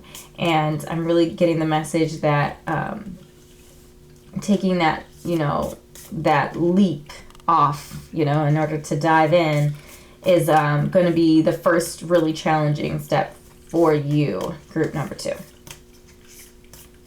And I feel like the Ocean Jasper is saying, as you're going through these difficult and trying tribulations, the idea there is to make sure that you continue to self-care. That you, I say continue, but if you have not been, making sure that you are focusing on self-care and you're looking after yourself, and making sure to give yourself time to rest as you navigate through these really challenging and emotionally draining obstacles. Oh, I love it. Okay, so we have the Fool, which is all about optimism and freedom. And I feel like for you, earthy group, that sometimes, you can be too kind of set in your ways and too grounded, too practical. You can be kind of extreme sometimes when it comes to like tangible proof and things like that. And I feel like the Fool is also about like having faith. And I feel like faith is something that you really need to tap into this month, and it will help you on your journey, even though it's uncomfortable, or maybe especially because it's uncomfortable. And I love that we have the King of Rings here, because I feel like the message that the King of Rings is bringing is this idea, the promise of abundance, the promise of prosperity that is coming your way, as you get through, as you overcome and get through these challenges that you're going to be facing this month. I feel like our King of Rings is also offering stability, just really like comforting, grounded energy that is protective and loving and supportive. And I just really love that card came up as well. And then the 8 of Cups, which is all about new directions and walking away. So again, I am feeling like, again, we're diving into the well. We're taking a deep dive spiritually. And getting in alignment spiritually actually has you working on things that you never really thought you would. Addressing those issues back from childhood, moving through, guilt and other emotions that we kind of harbor and trap inside of ourselves and ends up blocking some of our energies. And I feel like that's going to be a part of your sojourn this month. And, going through, again, those emotionally trying, those emotionally difficult times. And then, like, basically turning away from the pain and the past and actually being able to move forward, overcome, moving through, putting it in your rearview mirror, and continuing to move forward with your life and find a direction that's really going to suit you and is going to make a lot of sense for your life, and bring you the prosperity and the abundance and the stability, the true sustainable stability that you're looking for.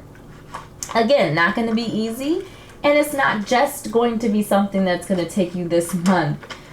These are things that have to be continually worked on and renewed and refreshed in order to keep us in a place of peace and not to slip back into those kind of distressing moments and distressing times. So just keep that in mind too, that there is a level of maintenance that we might have to go through just to kind of check in and make sure that we're continuing to stay aligned spiritually, and we are balancing our spirituality with our worldly, and we're not just kind of binging on spiritual and then going back to binging on earthly things. Balance is king for you this month and beyond. I feel like that's kind of the lesson for you earthly group number 2, is this idea of balance from now and moving forward. So we're going to cast for you. And we're not looking at any specific birth charts. We're just looking at the primary energies that are going to be influencing you, or will be able to tap into for the month.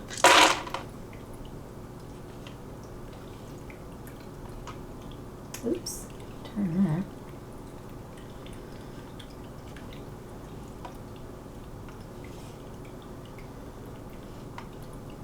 that. Okay, so the energies.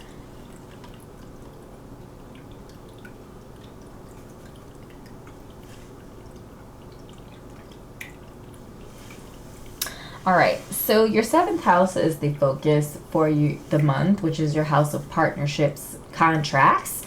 So partnerships all the way from romance all the way to business partnerships. And we have Aries in that house. So we have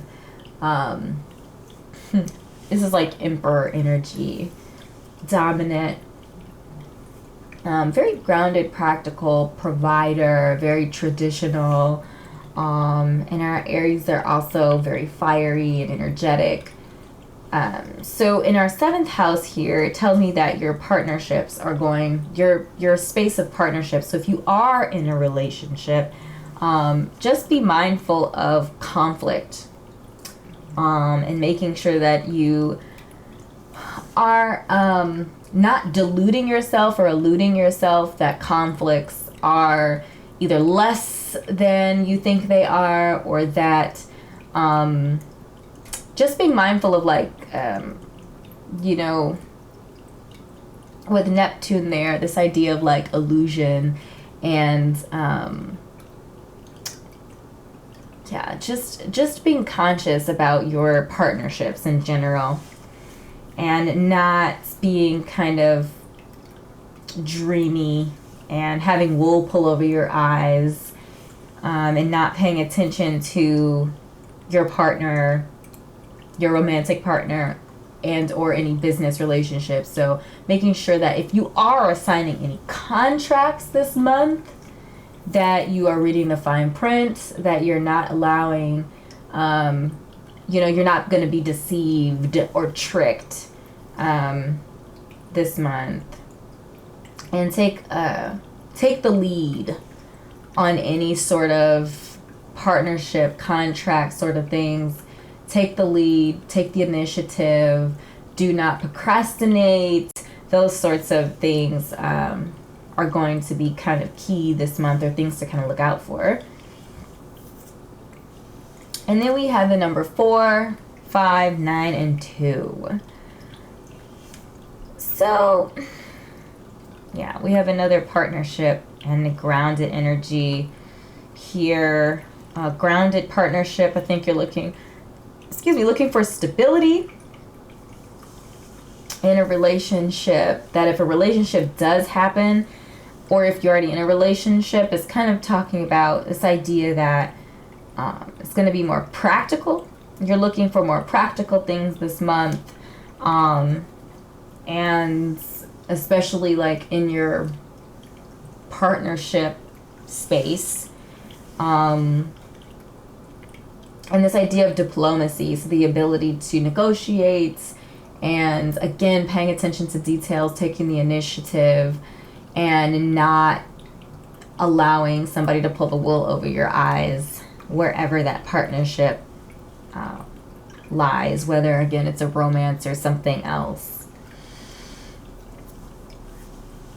The number 9 is all about transition and transformation, which I feel like you're definitely going to be going through a spiritual and emotional transition and transformation this month. That's just kind of how it feels. You're really kind of stirring some things up, digging around, looking for insight and truth.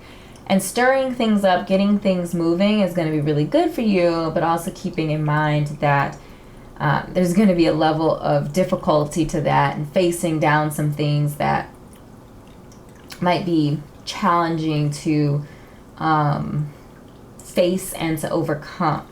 But again, you have the power, you have the, capability of navigating through all of this.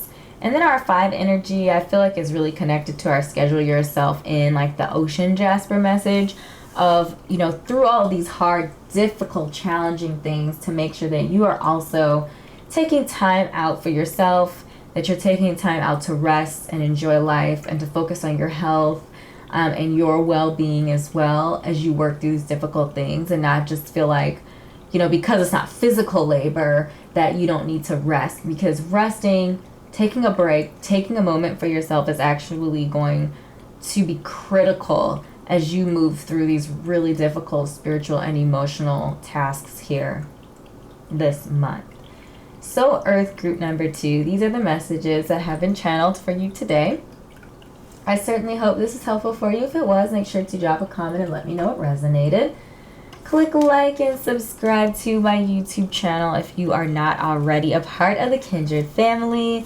Also, make sure to like my Facebook page. I do post random, like 1-card readings and 3-card readings as well when I post those to my website. So, Facebook is really kind of where I connect regularly and where I kind of post additional content if you're interested in that.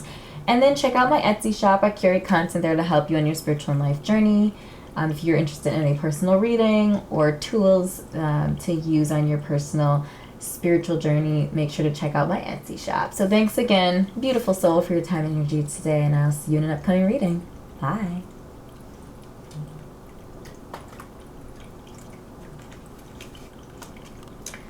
Hello, Earth group number 3, and welcome to your message today, or your additional message.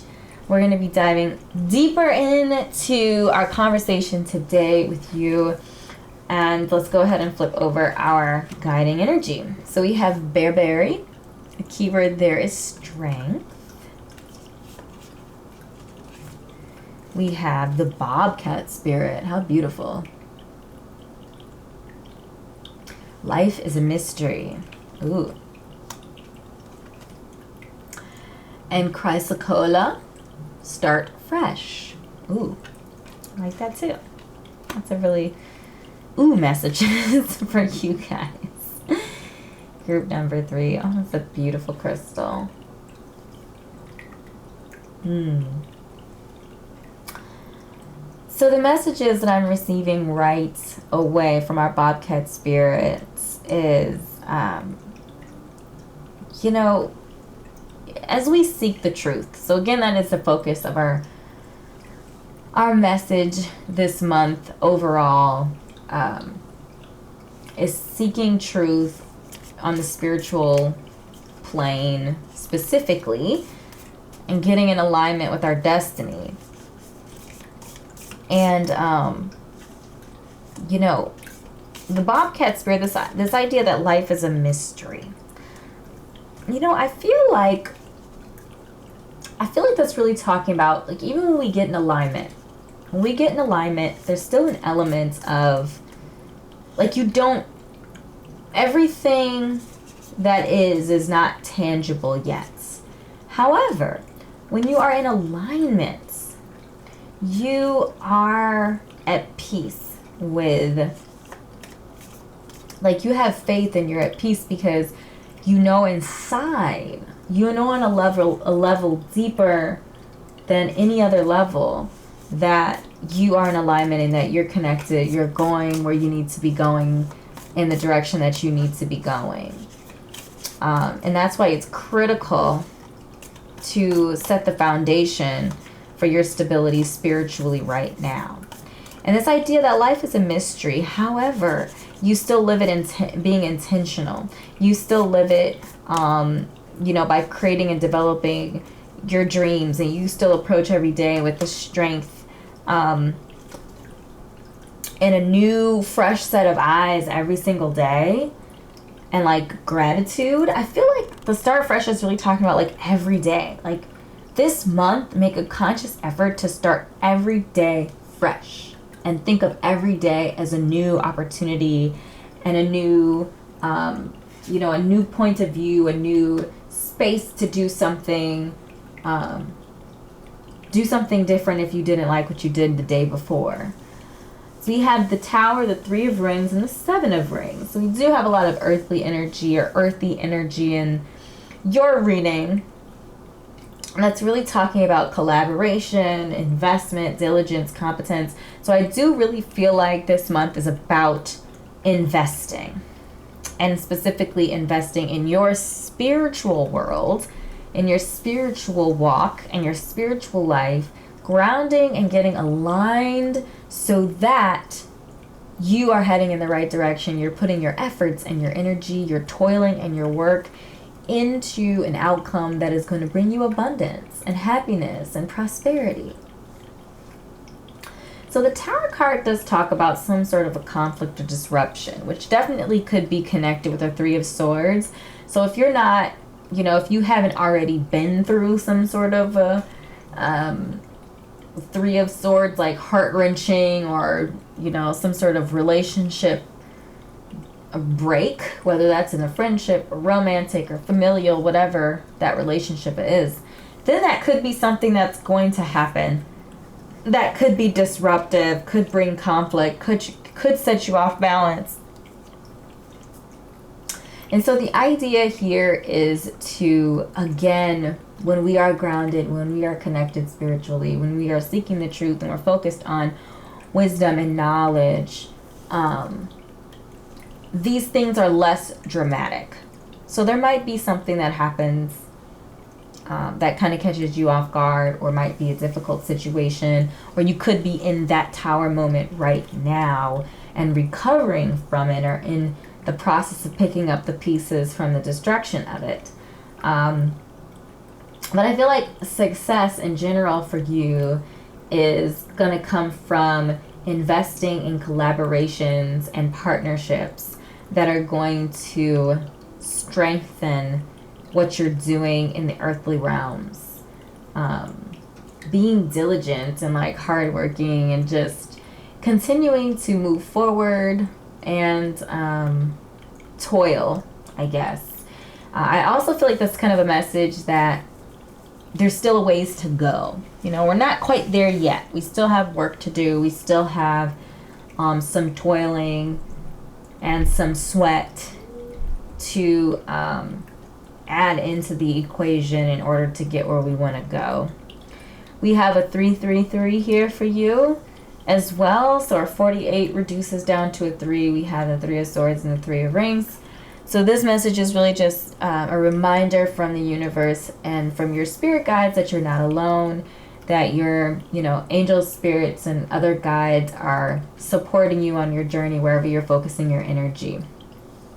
So you're not alone in this journey. You definitely have support as you're moving forward. So yeah, group number 3, I feel like those are really the primary messages here. This idea of like taking life one day at a time and really like trying to see life as a fresh start every day. Like sometimes as earthy folk, we tend to get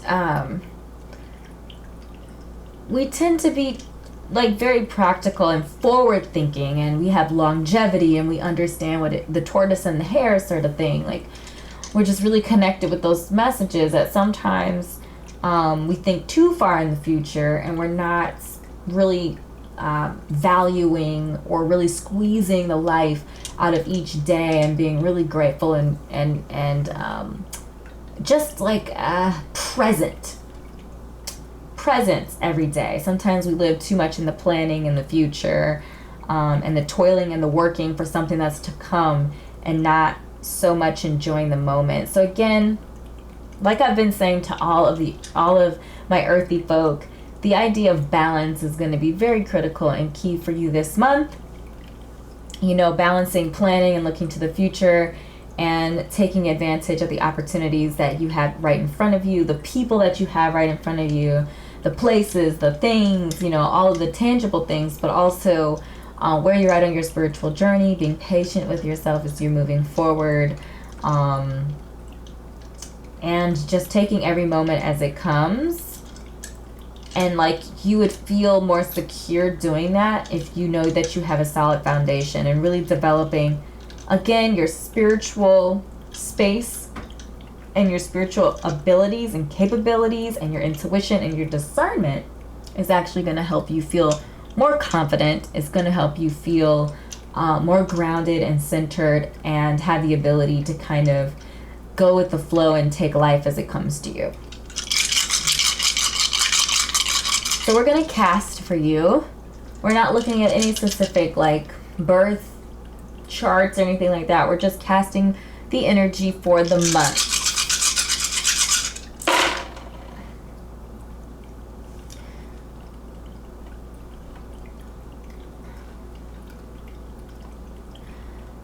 So the messages that I'm getting off the bat here is that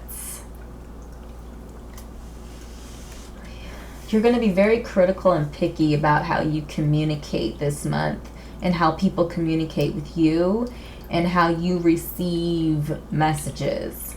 Mercury is going to have a very strong impact on this month for you. So be mindful of your thoughts, be mindful of how you're saying things to other people, making sure to clarify also what you heard. So I feel like repeating back what you heard to somebody, rather than just like kind of just taking and assuming, because I'm feeling like there might be some some illusion, or kind of, I don't want to say trickery, but some difficulty in the realm of communication with Neptune there in the third house, kind of making things a little dreamlike, a little elusive, a little just kind of difficult to make out or to see the truth in things. So, you know, and with Virgo there, you know, Virgo is a Mercury, you know, ruled sign. So already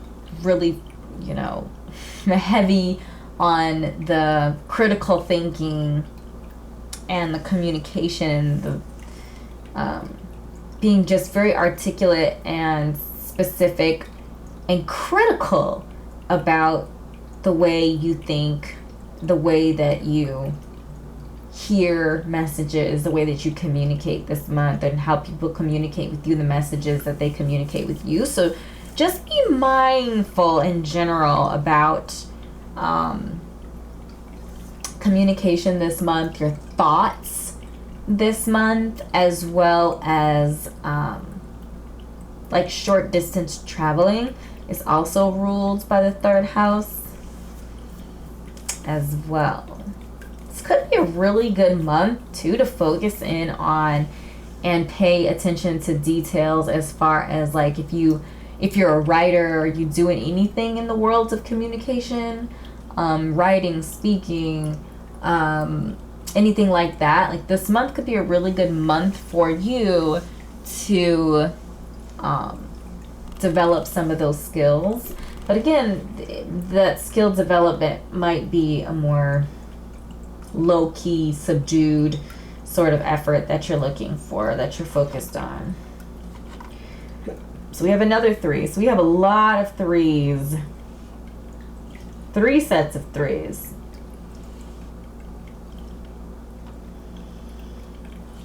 So a lot of communication, relationship building and development, but just being mindful that this month can also, like, it feels like it's going to be a very strong month when it comes to communicating, collaborating, even meeting new people or working with new people, socializing, but just being mindful of the fact that communication might be a little tricky this month as well. So as you're going out there making all these connections, make sure that you're kind of like being vigilant about what you heard and how you're responding and not being like impulsive. So we have 1, 6, and 7. So 1 is all about ambition and trailblazing. And I feel like that could definitely be why you're just kind of out and about. Maybe you're starting a business or you're starting a new venture. That could also be why you're collaborating with others. But this idea of being ambitious, and I feel like with the 7 and the message of like starting fresh and seeking the truth and wisdom, that some of you could be doing a lot of digging as far as career. Like, am I really going down the path career-wise that I want to go down? Or is there something else that I would want to pursue? And then our 6 is about romance. It's the sign of love. Even if it's not about like partnership romance, it could just be talking about being like really empathetic and kind. And I feel like that, leading with your heart in a lot of situations, trusting your intuition, is actually going to be a really strong suit and helps kind of surpass some of this like critical Virgo energy in regards to communication, and kind of having the potential to have the wool pulled over your eyes. So again, just be vigilant, keep your eyes open, keep your heart open, and really just, as you navigate and you dig down into these truths and you gain the wisdom that you gain, just understand that, all of this is really just setting you up to have a really prosperous and successful life and existence moving forward. Keep in mind that you are protected. You have a lot of spiritual guide energy really backing you up with whatever endeavors that you're putting your heart into. So make sure that you're just mindful of your thoughts. You're mindful of the direction that you are guiding all of this energy, because I'm feeling a lot of really beautiful spiritual energy for you. And, as you're doing this soul searching and truth seeking, the idea of really pursuing your ambitions is a really strong message as well. Digging down into the truth of what you want to do with your life, digging down into the truth of where you want to head, and grounding yourself spiritually first, and then having that cascade into other parts of your life. All right, group number 3, these are the messages that I have channeled for you today. I certainly hope this was helpful for you. If it was, make sure to drop a comment and let me know what resonated. Click like and subscribe to my YouTube channel, as well as liking my Facebook page and checking out my Etsy shop, where I curate content there to help you on your spiritual and life journey. Thank you again so much, beautiful soul, for your time and your energy today, and I will see you in an upcoming reading. Bye. Hello, air group, and welcome to your reading. I'm going to go ahead and just start shuffling our Tao to see what the guiding energy is for our conversation today. Again, this is the air group, so we're focused on ideas, calculations, thoughts, communication, outwardly expressive divine masculine energy, quick, swift articulation, and the workings of the mind. The signs associated with our air: Gemini, Libra, and Aquarius. What is the guiding energy for our air signs today? Guiding energy for our air signs. This card is calling to me for some odd reason, so we are going to pull her out.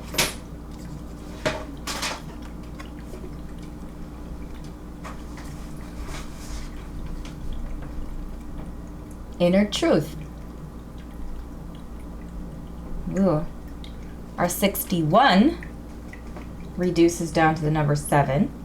I think that's very fitting. Wisdom of the heart, insight, clarity, purity, intuitive knowing, consciousness, penetrating illusions. Feeling a blend here of wind. So this symbol right here is the symbol of wind.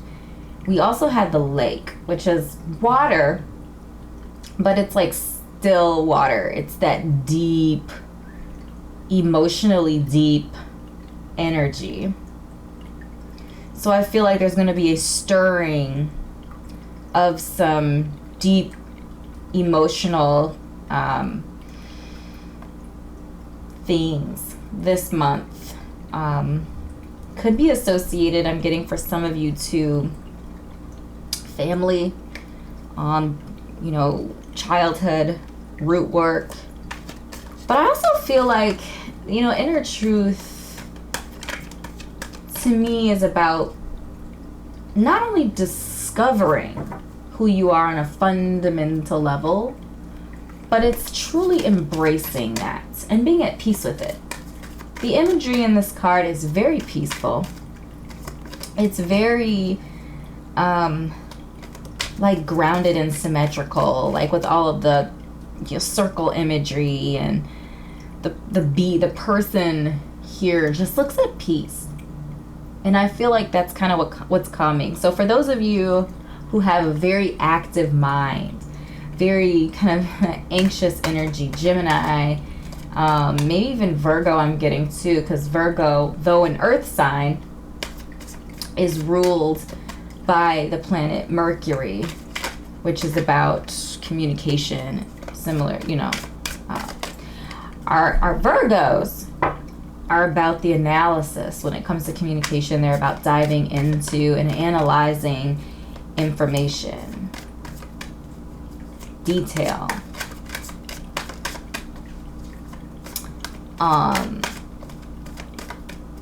I feel like for some of you, especially if you relate really strongly to air energy, the focus is going to be, the inner truth is about the wisdom of the heart.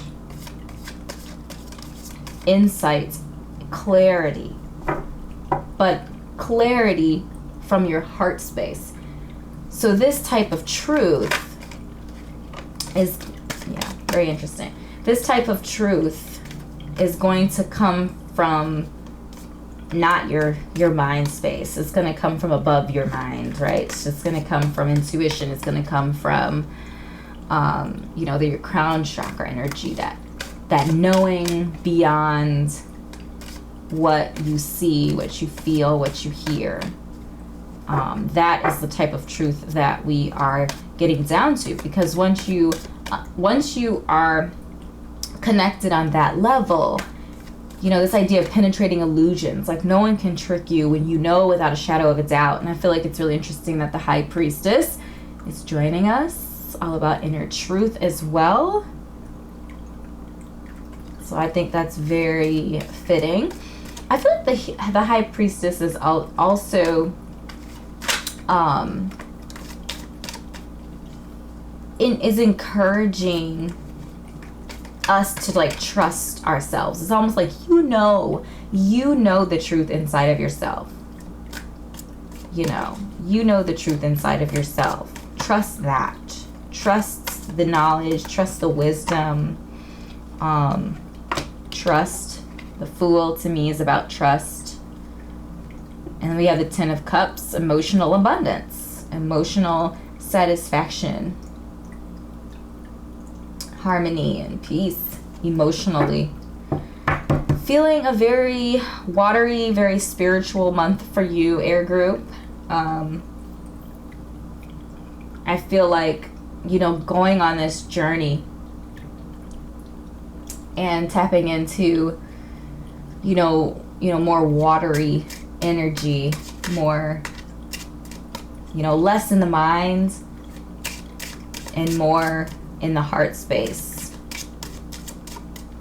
But I'm seeing fulfillment, some of you might have been kind of going about things in the wrong way.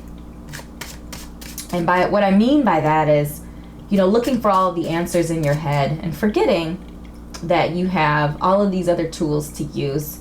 You have your hearts, you have your intuition, you know, you have your passions, and you have earth energy. You have all these other different types of energies, all these other tools in your toolkit, and yet you're spending all of your time in your headspace and wondering why you're not getting where you want to go, feeling the way you want to feel, feeling empty and incomplete, stressed out, anxious.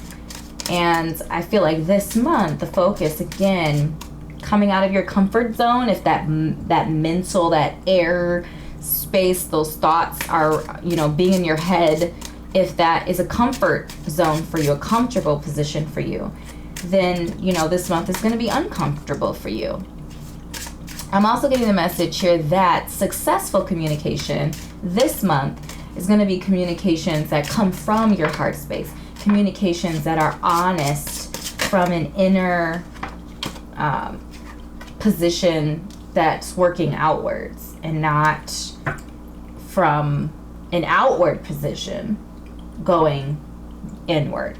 You know, not just off your head, off the top of your head, out of your knowledge zone, but going to your heart space.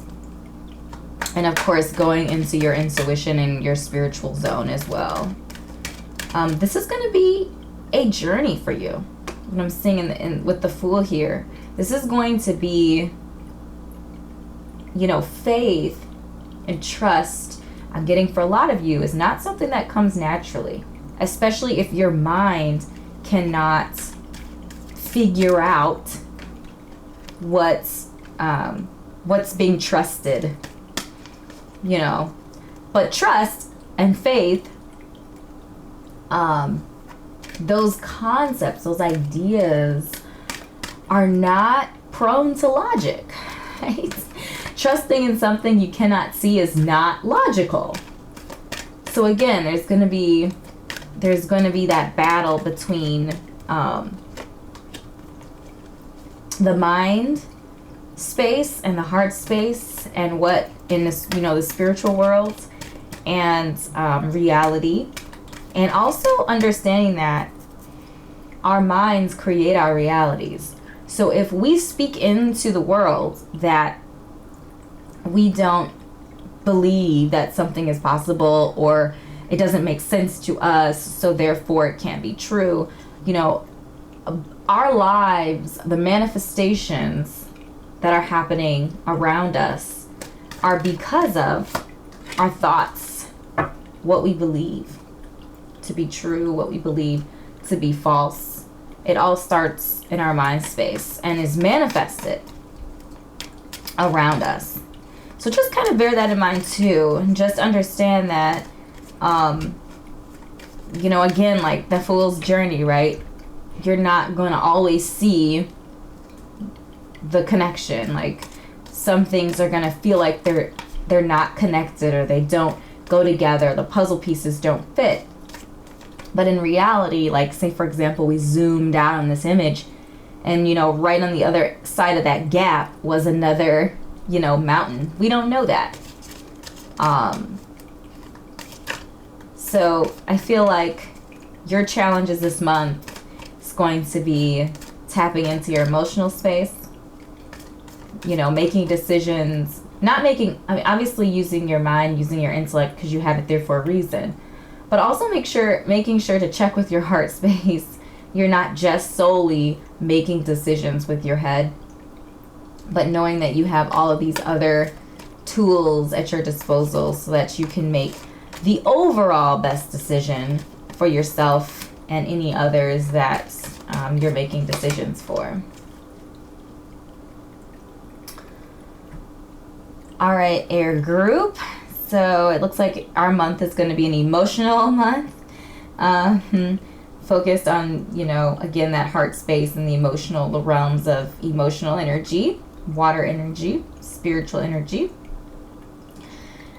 That is the overall message, you know. And just to clarify, I'm feeling a lot of really positive, uplifting, happy, fulfilling energy in general off of your reading, the general reading. So now it's time to dive into each of the groups here. So we have group 1 on this side, 2 and 3. Of course, there are going to be links to all the groups in the description.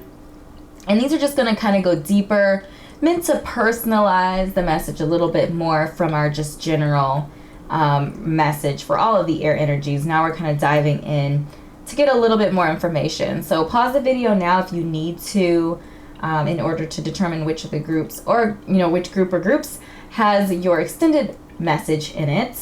I will give a moment. Otherwise, we are just going to move right into the readings. Hello, group number 1, and welcome to your extended reading for our air energy today. We're going to go ahead and flip over our guiding energy. So we have the eagle.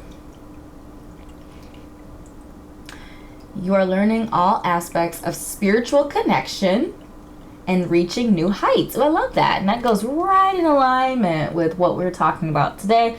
What the focus is of our conversation for you air group is this idea of spiritual advancement, spiritual connection, spiritual, trusting in your spirit, trusting in your intuition, trusting and having faith in destiny. And I always like to explain destiny different than fate. I feel like destiny and fate are two different things. Fate is when life is on autopilot. Whereas destiny is the plan that your spirit, your soul, in collaboration with the universe, God, spirits, whatever terminology you choose to use, made the plan together. So your essence and spirit co-created your destiny together. And in order to follow your destined path, you have to be connected. You have to be in alignment. And that requires, searching. It requires, humbling yourself and, looking within and, really, digging deep and researching into the world, the spiritual world, and connecting with, yourself on a spiritual level.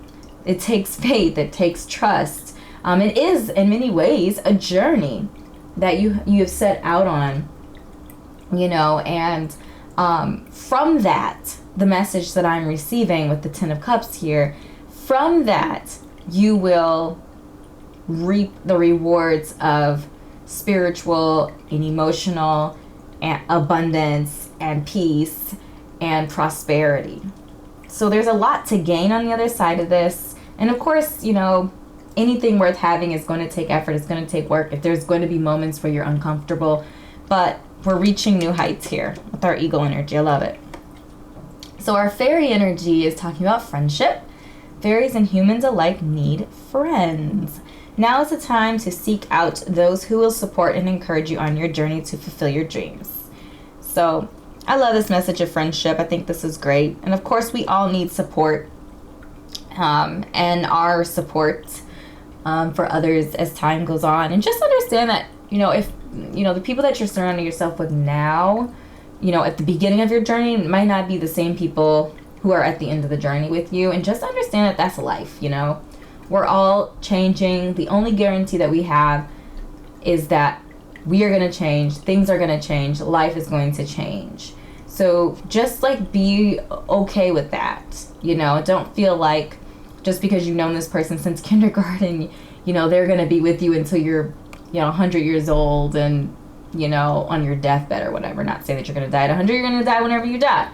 But just saying that we're not simply just, keeping people around in quotation marks just because we have history with them, but that they truly are, that 10 of Cups energy, right? Abundance and supportive and loving, and you are able to give that to them as well.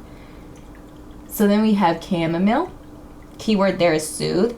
And just another thought on the friendship message there is that, you know, it's okay, because like sometimes we have to pull away from certain situations, but we might come back to these people. You know, they might not be gone forever, just that they might not be able to be with us in certain parts of our lives. So also keep that in mind too. It's not like you're like completely dumping them and going out and getting other people, you know, filling the spot with others.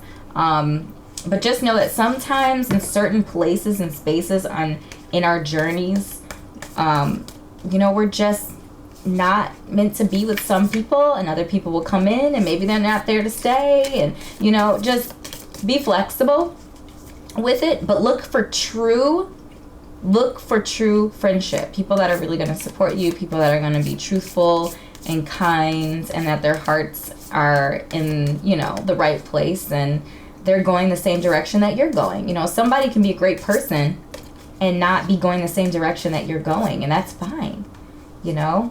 And you just have to kind of go with the flow and be honest about that with yourself and, you know, with them as well.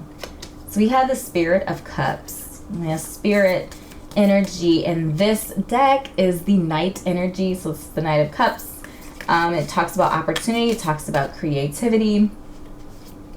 And, you know, more watery energy. I feel like, you know, our Knight energy, even Spirit energy, is about movements and action. And, you know, taking action towards your spiritual journey, making an effort to go after, you know, this journey, you know, go after the newness of this journey and this experience is going to be really, you know, open up opportunities for you, and using your creativity, whatever that looks like for you. You know, for some people it might be in the fine arts. For others, you know, it might be, you know, if you have strong air sign placements, it could be in communication, it could be in speaking, it could be in writing. So, you know, but really taking, you know, paying attention to your creative endeavors and putting work in, you know, putting some effort, putting some work behind those things, because those definitely could pan out to be something that's really successful and beneficial for you. And so we have the Six of Rings, which is all about generosity and assistance. So whether you are giving the assistance or you're receiving the assistance, generosity is definitely going to play a huge role on your spiritual journey.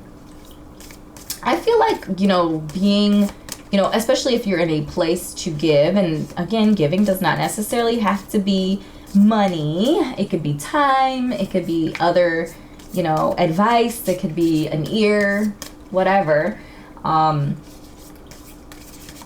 But just, you know, leaning into someone else and providing a sounding board or assistance, helping somebody. I feel like, I don't know, it's always a humbling experience for me personally. You know, everything I do in my channel, helping people in their spiritual journey, allows me to be creative, and also allows me to be, you know, generous and loving, and it really just puts life into perspective for me as well. You know, life being, you know, an opportunity to connect with people, an opportunity to, you know, be the catalyst for somebody's positive change is always a really humbling and beautiful experience. I really love it. I feel like it also puts our woes into perspective too, you know. So, you know, if you're in a time of struggle or difficulty, you know, helping someone else who's in a potentially even more difficult situation than you is always a humbling, you know, moment, a humbling experience where you get to make a positive change, a positive difference in someone's life. And then we have the Dawn of Swords. You know, our dawn energy is all about, you know, that's our page energy. So our Page of Swords is all about reflection, all about diligence, and, you know, I always feel like that's, kind of, you know, that youthful spirits. You know, I feel like when we're younger, before we're like older and supposed to be wiser, sometimes it's more difficult to admit, to challenge. It's more difficult to admit when there's some sort of a struggle or some sort of a problem when we're older, because we feel like at that point we should have things figured out. And I feel like channeling some of that youthful energy, and really just reflecting back on yourself, and maybe I have these things backwards, I don't know, but just reflecting back on you know, yourself. And that's not beating yourself up, but just kind of just like looking back on some of the things that you've done in your life, that, and taking account of those things that have worked for you, and those things that maybe have been a struggle for you. And just knowing that the things that have been a struggle for you don't have to be a struggle for you moving forward. You can make the decision to have a positive change and do things differently that are going to work better for you. All right, group number 1, we're going to cast our dice today. So we have astrological and numerological dice that we are going to cast. This is energy for the month moving forward. Group number 1, air. Oops, got a little wild with that one. Ooh, that one's fun for a really long time. Okay. All right, so we're looking at Scorpio energy in the 7th house. Our 7th house is our house of partnerships. So whether that is like marriages, relationships, it could also be business partnerships, any sort of collaboration, anything with agreements, legal connections with people. That's kind of what the 7th house covers. And we have Scorpio in there, which is about change and transformation. So this could be talking about a change or transformation in your partnership space. So it could be, I'm getting relationship energy just for the whatever reason. It could be some sort of change in an existing partnership. So if that's a romance, it could be some sort of, death and rebirth of the relationship. If it's a creative partnership or some other kind of partnership, it could be like maybe a revision or a transformation of the terms of agreement. But just in general, we're looking at some change and some transformation in our partnerships and collaborations. And our South Node talks about the past. So it could be talking about, for some of you, maybe a divorce or a past relationship that went through a change or some sort of a transformation. And just kind of looking at our other energy here. Yeah, we also have the 9, which is about change and transformation.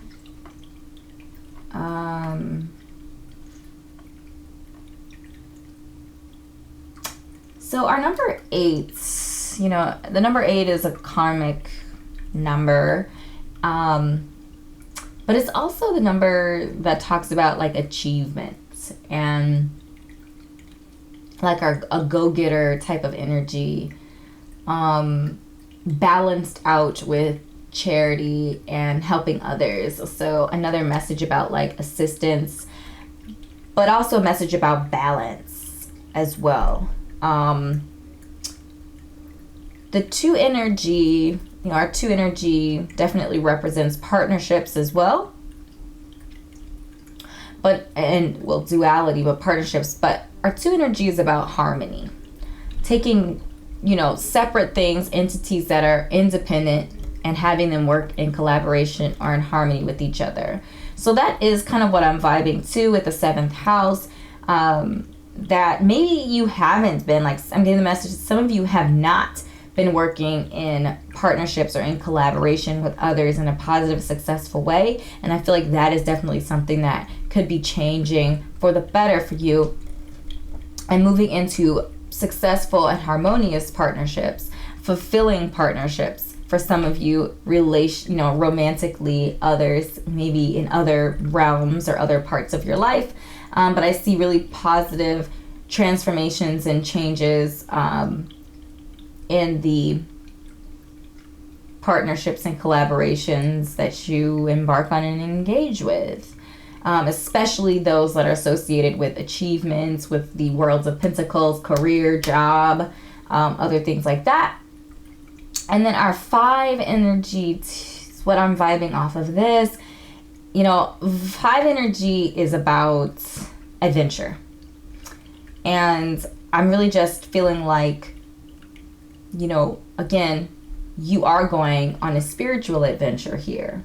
And part of that adventure, part of that spiritual adventure is going to be navigating this change, this transformation in that 7th house of partnerships, potentially even meeting others that are going to go on this journey with you and developing harmonious, positive environments. And I'm just seeing overlap here between your spiritual growth, emotional wealth and health, and also like worldly success and prosperity. So potentially even entering into, and again, this could be very specific to one or a few of you, connecting with somebody who is, getting into connecting like a romantic partnership with either somebody who already has established wealth, or creating wealth, or developing wealth through a romantic partnership that's also like some sort of a business connection as well.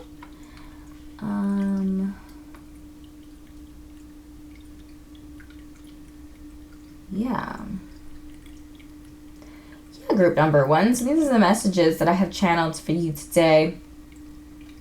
A lot of change and transformation from the inside out for you.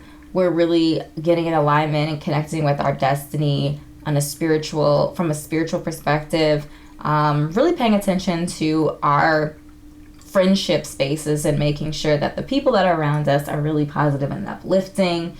And just understanding that this journey is going to be uncomfortable. Most journeys are. There's trials and tribulations to all of them. But on this search to inner truth, you are going to, on the other end of it, find emotional fulfillment and, opportunities to express yourselves in a creative way. And I'm just feeling a lot of peace here. I'm feeling a lot of, just like an inner peace is really just settling on my heart. And that's really exciting for those of you who are interested in a romantic connection in your future. Maybe that's something that's been on your heart. I do feel like that's going to be a part of your journey as well. It's kind of what I'm seeing here in a lot of the energies, and with the 10 of Cups and the 7th house, and this idea of transformation and partnership just kind of keeps coming up, and even building a life together with somebody are just a lot of the messages that I'm connecting with today for you. So group number 1, these are the messages that I've channeled for you. I certainly hope that this was helpful. If it was, make sure to drop a comment and let me know what resonated. Click like and subscribe to my YouTube channel. If you are not already a part of the Kindred family, we'd love to have you. Please also make sure to connect with me on Facebook if you are so inclined to do that, and check out my Etsy shop, where I am always curating content there to help you on your spiritual and life journey. So thank you so much, beautiful soul, for your time and energy today, and I will see you in an upcoming reading. Bye.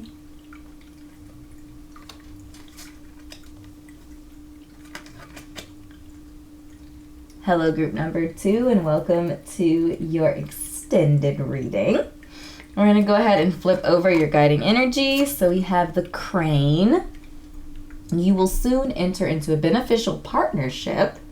Luck and longevity bless this union. Ooh, that sounds like okay, it does say partnership. It doesn't necessarily say romantic partnership. But, hello. Sounds like a romantic partnership to me.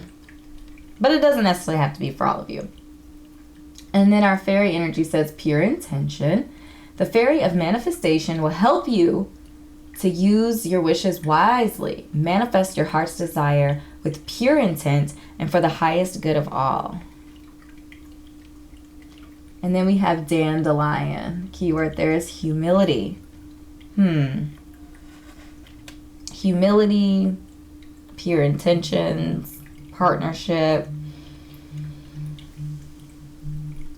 Yeah, so the message that I'm getting for you, group number 2, air, as we connect with our original overall message about being on a journey to, a spiritual journey to find inner truth, instead of through the head, through the heart, I also feel like the message here, I feel like there's a direct connection or correlation to connecting our heart space, our spirit, and our mind together, and that manifesting a pure, beneficial, supportive partnership, whether that be a really amazing friendship that comes out of this or a romantic connection that comes out of this. I am getting the message for those of you who may have, a romantic relationship or a partnership on your heart, that in order to get to that, in order to get to the pure, just positive, uplifting version of that, as you are working on manifesting your partner, coming from a place of pure intentions is actually going to be what gets you your outcome. Having faith in the process as well, and just knowing, believing and trusting that the outlook, what that faith and alignment and destiny gets you is that emotional prosperity and emotional connection. So whether you came here looking for a love reading or not, this is kind of a mini one for some of you that it is applicable to. I feel like the manifestation is ripe in the air right now too, and I feel like getting in alignment, like finding your inner truth, getting in alignment spiritually, and having faith and trusting in your own knowledge and power and authority in your life is actually going to be kind of the secret sauce to manifesting the life, that abundance and prosperity of hearts and of world and truth and all of that, that's going to manifest that energy that you really want for your life. So we have the 7 of Cups, speculation and opportunity, and I feel like the message that the 7 of Cups is adding is this idea of choices. This idea of choices and this idea of making a choice and making a decision to go the path that is right. I feel like this is almost a test for some of you on whether or not you trust yourself from the inside. Trusting yourself to make the right choice, trusting yourself to make the decision that is going to be best for you, that most beneficial to you as you kind of move forward on this journey. So we have the 6 of Rings, generosity and assistance. Whether you are giving, whether you are being the generous one or whether you are receiving the generosity, being assisted, I feel like that's going to be an important role for some of you. I just got the message that your partner, like if you're manifesting a partner, that your partner is going to be very generous. That's just the message that I got. It felt really specific to somebody, but I'm just the messenger here. Just the messenger. I feel like generosity also helps us to keep our own, self in, not in check, but it's almost like keeping yourself, keeping your own problems in perspective. When you're able to help others, you're able to be generous to others. Maybe not necessarily through money, if you're maybe that's, budget's tight or whatever. But generosity through time, through, you know, assistance, being the ear, being the shoulder, whatever it is. I mean, there's so many ways to give to people that, you know, it's just a humbling experience. You know why? Because you're not focused on yourself. You're focused on somebody else. And then we have the Spirit of Cups. Two of the same cards from the last reading. Very interesting. I shuffled good too. Spirit of Cups is all about opportunity and creativity. And I feel like we had two cards, the Seven of Cups and the Spirit of Cups. That's about opportunity. So I'm feeling like, especially, you know, maybe some of you might be feeling like your options are limited. That I feel like, again, this doesn't always make sense logically. And I feel like that's kind of the challenge for you, air group, this month, is to get out of the head, to get out of the logic, to get out of the reason, and get into the heart space, get into that spiritual world. Once you tap into that spiritual energy, I'm feeling like that it's going to align you with your destiny. Once you are in alignment with your destiny, it will be, you know, it will be clear the path that needs to be taken. Even if the path doesn't always look like what you think it should. And on that path, the path that is in alignment with your destiny, there's going to be opportunity. There are going to be choices. There's going to be an, you know, opportunity for those of you who are creative in spirit and in heart, for you to tap into that creativity and for you to find fulfillment as you go on this journey. So I'm just getting here that the answer to your job questions, your career questions, your communication questions lie in your heart space. And aligning your heart space, your spirit, and your mind all together is actually going to be what puts you in a space that is going to bring you abundance and fulfillment, truly, and opportunity. So if you're feeling stuck and you're feeling like, oh, I need to go back to school, I need to do more, I need to, you know, get this, you know, degree or this training or whatever, you just feel like you need to do, and you're getting in your mind, and your mind is telling you all of the things that you need to do. I feel like the message for you is the only thing for you to do right now is to stop trying to solve a spiritual problem with, you know, the worldly solutions, basically. Take a step back, again, get in alignment, find your inner truth. What do you truly want? Who are you truly from the inside out? And once you are in that, once you're in alignment with your destiny, the opportunities will open up to you. And then you will be in a place where you can make decisions. Instead of having one bad decision, you will have multiple options to choose from. Now we are going to cast some dice for you. So we have numerological and astrological dice. We're going to be casting energies for the month moving forward for you. So the next 27 to 31 days.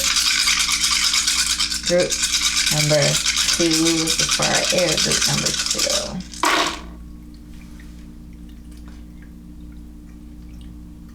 Scorpio energy is just ripe with it.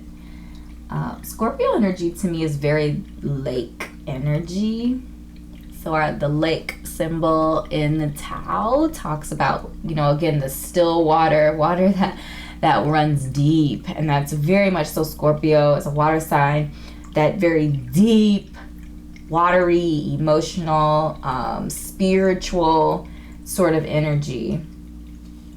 Our Scorpio energy is also about death and rebirth, and our Scorpios are diggers, similar to Virgos, but the Scorpio energy is emotionally digging, emotionally trying to get down to the essence of what something is, and that is very much so in alignment with our 7 energy. Our 7 energy is about that deep, wise analysis, information, searching, digging.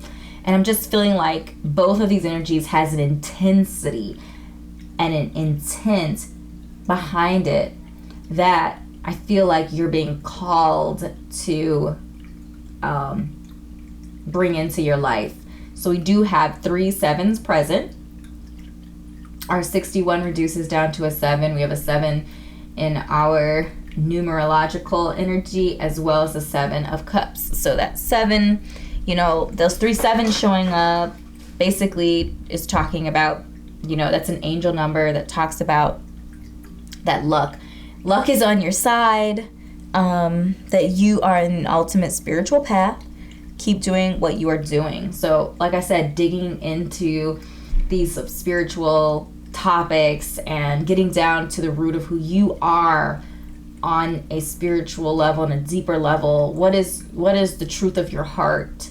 The answers to those questions are actually going to pull, like, you know, that luck, that number 7 luck into your life. And again, those opportunities are going to start flowing. Your ability to express yourself creatively or live off of your creative endeavors is going to come. That partner that you're trying to manifest. I'm just feeling here that once you kind of overcome this mental exercise, this mental gymnastics that you're doing, you really tap into, lean into, and trust in your spiritual and emotional intelligence. A lot of things are going to start to line up for you. So we have the 5th house here, which is all about creativity. And I feel like that's definitely that Spirit of Cups energy here. This idea of creativity, this idea of, emotional fulfillment and or success, and a focus on your creative endeavors, going deep on your creative endeavors, is really what that Scorpio in the 5th house is talking about.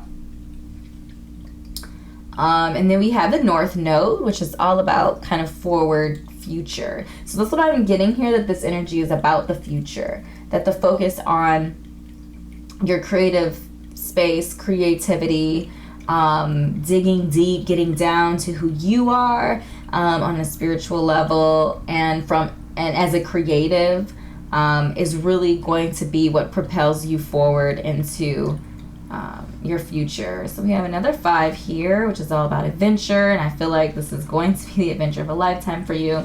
And we have 2 2s, so the focus here is definitely on, and that gives us 3 2s as well.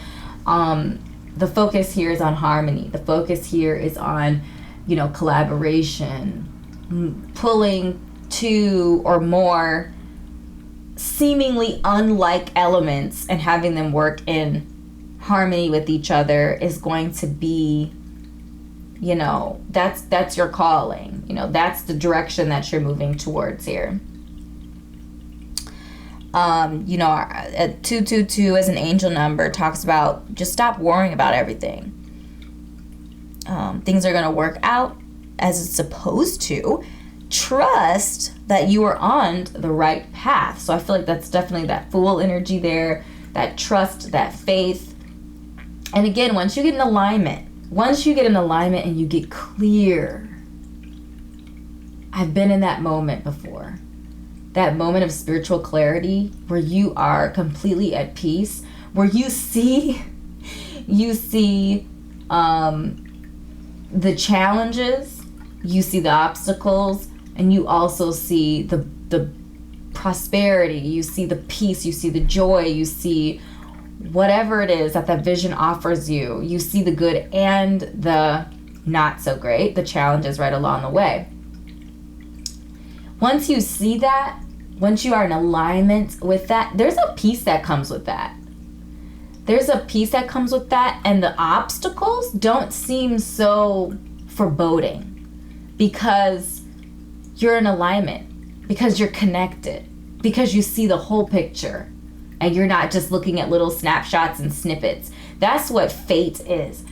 Fate is life, on autopilot, where you don't know what's going to come next. You're not grounded. You're not centered. You're just flopping from one thing to the next thing. And sometimes things are great, but you're scared because you don't know what's coming next. But being in alignment, being connected spiritually allows you the opportunity to be at peace with the next thing that comes, because you know that the destiny, this path that your spirit co-created with the universe, with God, with spirit, is going to be prosper. You know, it's going to be abundant for you. It's going to be prosperity in it for you, because your soul wouldn't create something that is not beneficial for you, that isn't positive, that isn't joyous. So just kind of keeping that in mind too, that there's a lot that comes with grounding ourselves and finding our inner truth and living it. When you are living in your peace, in your truth, in your unique, whatever that is for you, there is freedom in that. You know, there's joy in that. You know, that doesn't mean that there are never difficult times, but peace and joy, these are things that are cultivated from the inside out. Happiness is something that comes from the outside in. Peace and joy, no one can steal those things from you. No situation can take that from you, because it happens from the inside. It's it's a deep-seated thing. So I feel like that's really what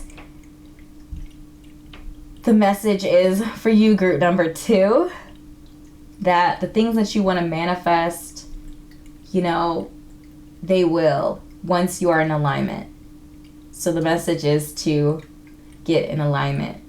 And how do you do that? Well, just like you would do anything, just, you know, you study, you put in effort, you put in work, you find mentors and guides and things like that. That's what you would do in any other area of life. So I'm really excited for you, group number 2. These are the messages that I've channeled for you today. I certainly hope this was helpful for you. If it was, make sure to drop a comment down below and let me know it resonated. Click like and subscribe to my YouTube channel if you're not already a part of the Kindred family. I would love to have you. Please also make sure to connect with me on Facebook if you so choose to do that. If you are on Facebook, that's my primary communication outlet, as well as connecting with me on my Etsy shop. I curate content, all kinds of content there to help you on your spiritual and life journey, so make sure to check that out for yourself as well. The links to everything will be in the description. So thanks so much for your time and energy, beautiful soul, and I will see you in an upcoming reading. Bye. Hello, group number 3. I got all excited. Welcome to your extended reading. We're just going to go ahead and flip over your guiding energy today and get right into it. So we have the Heron. Let go of convention and follow your own unique path. Oh my gosh, I am so in love with that message right there. I feel like that's just the vibe. That's the energy. That's the movement for you. Air energy right now. Air signs. Air, whoever is here on this air reading. I feel like this, you know, inner truth, this intuitive knowing, this insight, the high priestess energy, the fool energy, which I feel like in this situation is talking about faith and trust, you know, in the promise of prosperity and abundance emotionally, spiritually, and in life in general. I feel like that journey is really what the focus of this month is going to be for you. And again, definitely is going to take more than a month to get there, but I feel like we're right in the, you know, those kind of infant stages, right? Those really tender stages where a lot can happen positively or not so positively. So just keeping in mind that, you know, there's actions that need to be taken in order to get to that place that we want to be, and letting go of convention, letting go of expectations that others have for you, letting go of you know, what the world is telling, you know, what everyone else around the world as a whole is telling you that you should be doing, the direction you should be going, and follow your own unique path. Find your own unique path. And I feel like that is really what the focus here is. And I feel like that's really the direction that you are headed. We also have from our fairies, hidden depths. Something hidden is about to come to light. Perhaps a secret or memory at the back of your mind. When we expose what's hidden, we can become free. Oh, I love that. That feels like root work to me. That feels like shadow work to me. And that feels like forgiveness of past transgressions, I always say. Like, that, you know, that time you didn't listen to yourself, that time you didn't follow your intuition, that time you didn't follow your gut and you regretted it. Like, forgiving yourself of those trespasses, if you will, forgiving yourself of the mistakes that you've made in your past so that you can move forward to the future. You know, dwelling there isn't going to be helpful, you know, isn't going to help you to find purpose and find intention. But getting in alignment spiritually with who you are, like knowing who you are on a deep core level where nobody can shake that. Nobody can shake that when you know who you are without a shadow of a doubt. There is just something so powerful about that, and empowering about that. That's what I feel like your journey is on right now. Finding that unique path, connecting with spirit, getting in alignment with your destiny, and not allowing fate to jerk you around anymore. And then we have calendula, which the key word there is brighten. This card always reminds you of the sun. It kind of looks like a sunflower. Reminds you of sun energy. You know, and sun energy is always that optimistic, positive, hopeful, fun-loving type of energy. And I feel like, you know, the spiritual journey, yeah, we're doing deep things, right? We're doing deep things, sometimes dark things, sometimes difficult things, but I feel like there's still a level of enjoyment that can happen too. And I feel like, you know, being optimistic and looking on the positive side of things is really, to me, what the calendula is talking about in this situation. Like, some of you might be going through some really challenging, I'm getting like family, like maybe your family doesn't like the path that you're going on or something like that. But doing it because it's right for you. They don't have to live your life. You are living your life. You're living your existence. So make sure that you're living in your own truth. You're following your own unique path and destiny, wherever that leads you. And remember that destiny, that which your spirit, your soul, before you were a physical manifestation on this earth, made your destiny with spirit, with the universe, with God. So there's not going to be, you know, the outcome of that is going to be positive. It's going to be that 10 of cups. It's going to be fulfilling. It's going to be happy. It's going to be joyous. Yeah, there might be speed bumps along the way, but the destination is going to be fulfilling. It's going to be positive. It's going to be that good energy. So just kind of keep that in mind too. So we have the 9 of Rings here, which is all about abundance and fortitude. I love it. You know, it's about comfort too in the worldly realms, which I feel like is great. And I feel like, you know, if career or, you know, stress about work or career, or if that has been on your heart, if that's been on your mind, and I feel like the 9 of Rings is really saying, you know, at the end of this, when you are connected with your destiny and you're heading on that path, that faithful journey, not only will we get the spiritual and the emotional satisfaction and abundance and peace, but also that 9 of Rings talks about physical and worldly comforts and abundance as well. So just keeping that in mind too, that spiritual journey doesn't mean you have to be poor, you have to constantly be struggling in the world. No. Once you are in alignment, you are in alignment. Everything is in alignment. And your spirit, again, your soul wouldn't have collaborated a story where you are struggling and, you know, and stressed out or whatever about the worldly realms and about health. So that's all a part of it. But again, you have to take action towards that. Then we have Metamorphosis, which is all about profound change and self-awareness, which I feel like that's the journey that we are on now. That death and transformation, which I feel like is definitely where we are right now. With all of this inner truth and searching and all of our conversations about the hidden depths and things like that, there's going to be profound change. That your entire outlook and perspective on life is going to be ever changed. And just know that as well. And this idea of self-awareness is very much so in alignment with the inner truth that we're going towards. The Six of Swords, which is all about moving on and resolution. I'm getting for some of you that there, you know, I said root work when I saw hidden depths or shadow work. I'm getting the message for some of you very, very hard. This idea of forgiveness, whether that be for yourself or others, or I say and others, or others, but moving on, moving forward, finding resolution to problems, finding resolutions to issues. And I feel like that lies in forgiveness for yourself, forgiveness for others, moving forward, being at peace. Again, peace is the inside out.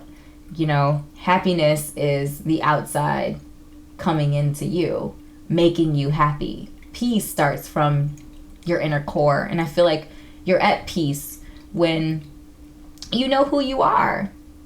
Because when you know who you are, there's a clarity to that. When you are clear, no one can pull the wool over your eyes. They can't elude you, you know? That consciousness and that just knowing without a shadow of a doubt. Because it's inside of you and you know it. You feel it and you know it. For those of you who spend a lot of time in your mind space, this might be a little bit more challenging for you. But, you know, the message there stays true. That, you know, getting in alignment, again, might be a little bit more challenging. This emotional, spiritual stuff might be a little bit more challenging for if you have really, really strong air placements and you're very logical and or have a lot of like masculine energy in your chart. It could be very uncomfortable for you to get in alignment with your, you know, more divine, your strong feminine energy, your internally strong feminine energy. We all have both masculine and feminine energies. Some of them and some of us are more strong than others. I have a lot of water placements in my chart. So you know, that water work, that inwardly strong, emotional, spiritual energies come easier for me. Being more assertive and dealing with conflict and all of that stuff is a little bit more challenging for me in certain areas. So just again, like knowing who you are, getting down to that inner truth of who you are and like being at peace with it. Like, is it frustrating sometimes? Yes, it is. But knowing who you are, though you might be frustrated sometimes, you know how to push yourself or to relax yourself. You know, you can then like make adjustments when you know who you are from the inside, from the depths, you know, and just really cleaning out those chakra levels and starting from the roots and working up. Okay, so group number 3, those were some of the primary messages here. Now we're going to do our casting. Definitely get some more energy here when we cast our dice. So we have astrological and numerological dice to add to the conversation. These are energies for the month. So 27 to 31 days from now, just the energies for the month moving forward.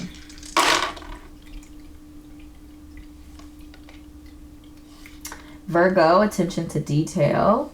Ooh, okay, we've got one energy. One energy is all about that trailblazing energy, that motivational energy, pioneering energy. So starting something, getting something moving, getting something going, paying attention to details is that Virgo energy. With the 7 energy is also, to me, you know, it's that wisdom and deep knowing and understanding. It's that searching, it's that digging for knowledge. It's very much so connected to the spiritual realm and curiosity, and accessing hidden truths. So again, hidden depths, accessing hidden truths, paying attention to details, getting down to the truth of it. I feel like Virgo energy here is also telling you to make a routine, like make routines, make a spiritual routine, something that you can tap into regularly, maybe once a month. You know, you're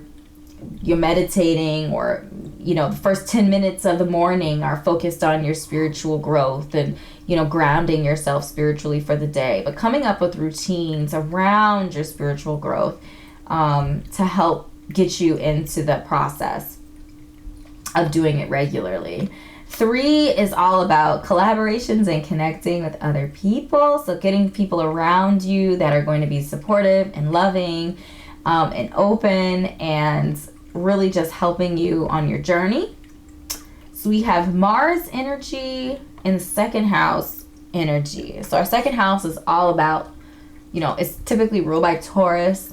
So it's about the earthly realms. It's about finances and prosperity and health and abundance. So there is going to be a focus there on that. I feel like for some of you, you know, with Virgo there in that second house, I feel like it's talking about paying attention to the details. So paying attention to your finances. Do you have a budget? Do you know where your money is going? Being able to manage the money that you have now so that you can manage the abundance that is coming to you, I feel like is a message for some of you. Mars energy in that space as well. Oh, Mars is the warrior. Mars has a very fiery, intense leader, warrior type of energy. So I feel like taking a leadership role when it comes to your finances and, you know, again, that budget, paying attention to the details of that second house space, paying attention to your health as well, and making sure that you are mentally, emotionally, and physically taking care of yourself, taking care of your body, your vessel.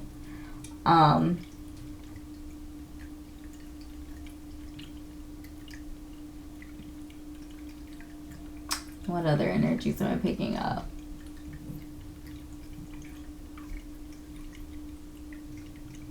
So we do have 3 ones present, so our number 10 reduces down to the number 1.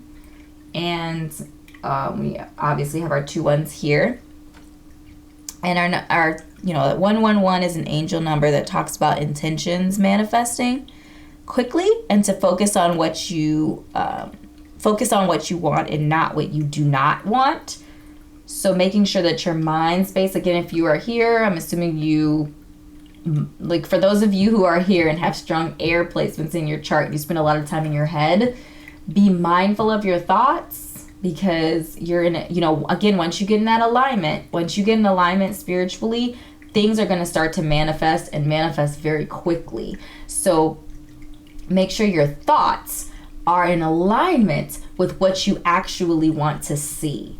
So instead of being, you know, that negative energy and saying what you don't want and what you don't like, say what you do want, say what you do like, focus your mind on that.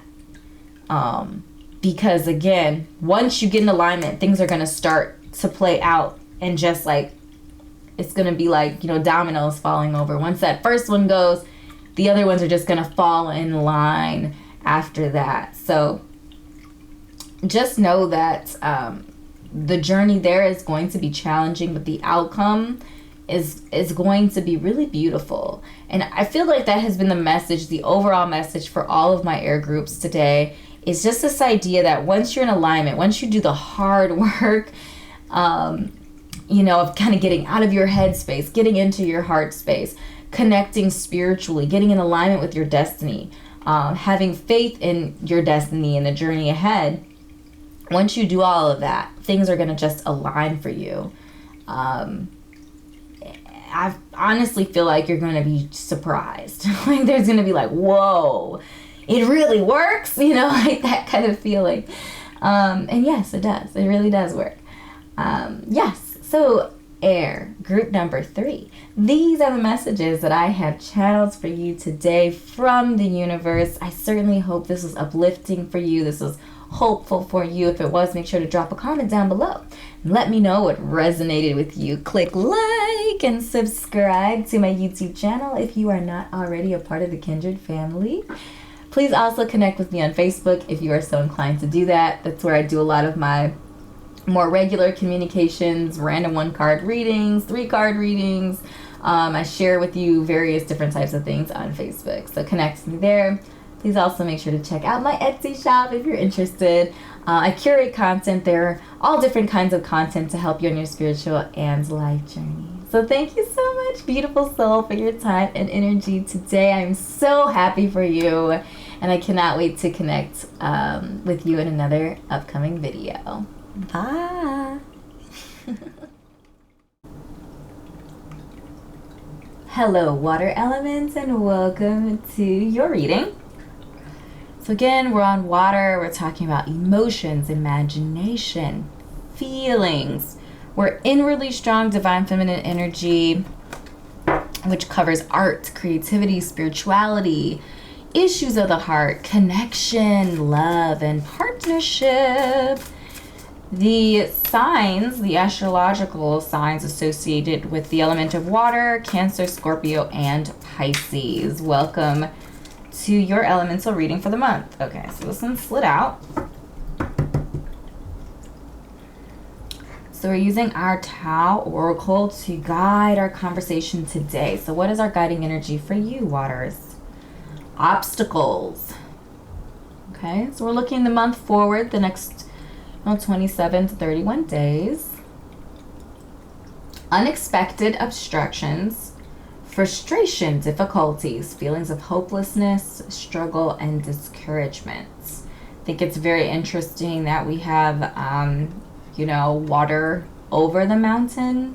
So I feel like a stable, strong foundation is actually going to be imperative for you over the next month as you kind of navigate through these difficult times. This really feels like tower energy to me.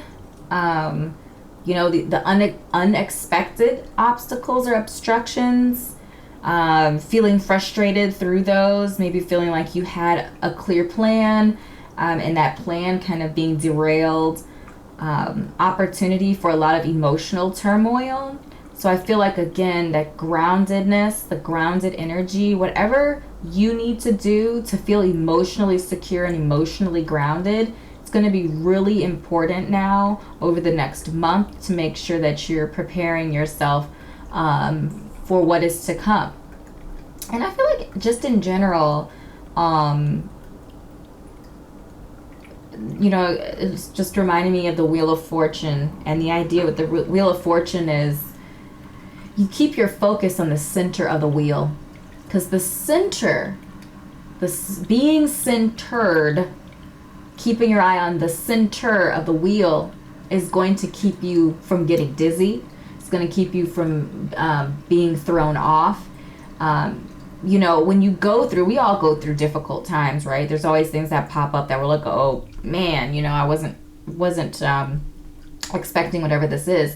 But if you have tools in your toolkit to navigate through those things, having a strong compass, knowing how to, ride the waves, and, that knowledge and things like that will help you to navigate these difficult times a little bit better. So I'm just feeling like there's going to be a strong focus here in order to prepare to really ground yourself. And, our water element is about the spirituality. So if you've maybe been feeling spiritually disconnected, or maybe your focus has been on other things in life, I feel like there's a call right now for you to spend some time in a spiritual space and ground yourself spiritually, because that's where true security comes from. Knowing who you are, and knowing that no matter what happens, no matter what the circumstances are, that you as an individual, that you as a person, there's there's a way forward, there's a way through. You know, you have to ride the waves, you can't fight the waves. Right? You have to navigate through the storm when you're in the middle of the ocean. So yeah, the Ace of Cups. So I think that's promising. So if you're coming here, you know, looking for a renewed, whether it's, you know, romantic love or a renewal spiritually, I feel like that's what the Ace of Cups is really talking about. I'm also feeling like through the storm, like on the other end of the storm, on the other end of these obstacles is going to be kind of like a brand new world, a brand new opportunity for you to experience and navigate through life spiritually, emotionally, and relationally. Just new opportunities available to you. The Three of Swords here, if we're talking about the end of a relationship or some sort of betrayal. I feel like that could be an obstacle, maybe finding out something you didn't know about your person or a situation, or maybe even coming to realizations in your own heart that maybe where you are in your heart space isn't where you want to be. So, you know, I feel like there's this is a Tower moment, it really feels like. But I feel like our final card, which to me is really beautiful, that Four of Wands really talks about family. It talks about emotional, passionate, it talks about family. It talks about the grounded manifestation of your passions, of your desires. So when I see the Four of Wands in this particular situation, the idea that the outcome, again, on the other side of all the obstacles, on the other side of heartbreak, or on the other side of discovery of where your true heart lies, where your true desires lie, on the other side of that is a fulfillment. So, you know, if you're not 100% clear on what you want from a partnership or from life in general, then I feel like it's really difficult for you to manifest that. And I feel like going through this difficult time is actually going to help you get clear on what you desire, what you truly want in your heart of hearts, what you're really looking for in a partnership, what you're looking for in a lot of different areas. I feel like also a discovery. I feel like this sojourn that you're going to go in is actually going to open up a lot of creative outlets for you that maybe were shut down, were maybe, you know, thought of as pipe dreams in the past. But I feel like that's going to take a resurgence again as you kind of settle in and settle on who you are and what you truly want out of this existence.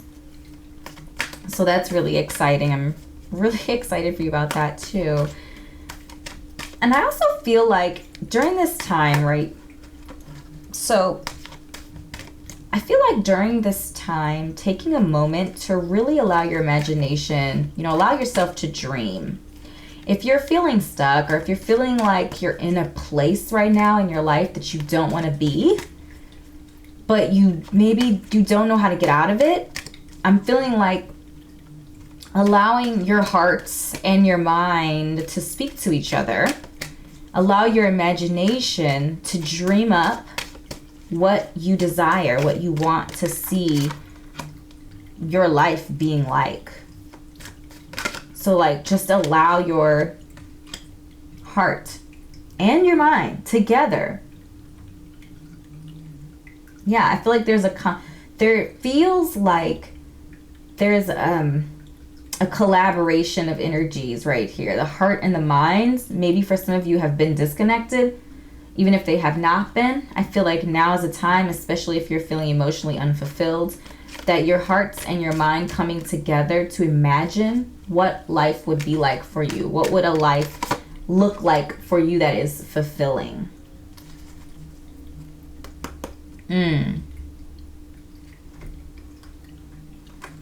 I feel like Embracing your divine feminine energy is also a really strong message that's coming from Spirit right now. Some of you might depend too heavily on your mind, might depend too heavily on your abilities, on your work ethic, and pushing things forward, your leadership, especially if you have strong fire placements in your chart or strong air placements in your birth chart. But I'm getting the message here to really, really tap into your divine feminine. So every person, no matter who they are, has divine masculine and divine feminine energy in, you know, as a part of who they are as a person. And I'm just getting the message here that there's too much of a connection for some of you to your divine masculine energy, and Spirit saying use your divine feminine energy, which again, if you don't spend a lot of time in your emotional space, it's going to take some work to develop those skills, just like you would develop, you know, skills for a job or skills, you know, strength training, right? You would go to the gym and you would strength train in order to build your muscles. It's the same thing. Okay. All right, water group. So we have your 3 piles set up to kind of go deeper into other areas, to personalize the message a little bit more. But I feel like overall, just as a group, this idea of kind of anchoring down or hunkering down, not anchoring, but hunkering down and preparing for what could potentially be some sort of a tower experience or situation. And I feel like the tower, the manifestation of the tower experience could vary. It could be as, you know, it could be something that physically happens in your life, or it could be a complete reboot of how you think about, you know, how you approach your spiritual world. It could be a complete reboot of your emotional, like, space, like inside, like your heart space could completely go through a renovation.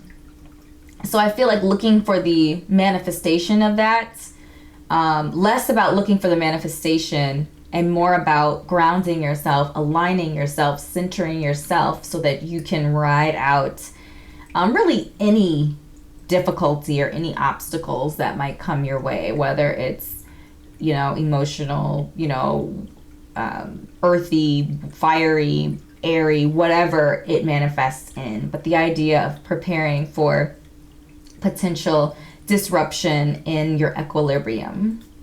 And also knowing that through the storm, through the difficulty, I feel like there's going to be like you kind of coming to a realization or coming to an understanding of who you are, what you want, what you're looking for in life. And because of that revelation, you're going to reap the rewards of that, you know, new opportunities in the world, you know, emotional realm or spiritual realm, romantic realm, however that looks for you as an individual. And then seeing the manifestation of your passions and desires coming to fruition, coming to reality in a really peaceful and like joyous way. Spending time in your emotional, or I'm sorry, in your imagination, and really dreaming up what you want your future to look like, independent of any other voices that might be whispering in your head and telling you what you should be thinking your life would be like, and just taking time for yourself to figure out what you imagine your life and your world to be like. I feel like getting clear on what you want your life to be like is a really strong message here for you in the next month moving forward.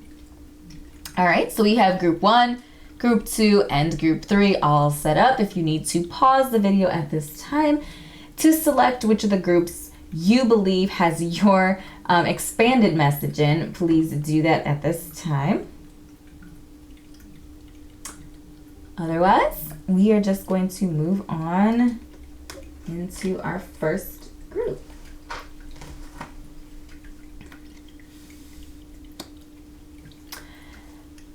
Okay. Hello, group number 1, and welcome to your expanded elemental reading for the month. We're going to go ahead and just flip over all of our guiding energy. Ooh, I love this. So our moon energy right off the bat, nothing, mutable moon, nothing is set in stone. I love that. And I feel like that kind of goes right in with,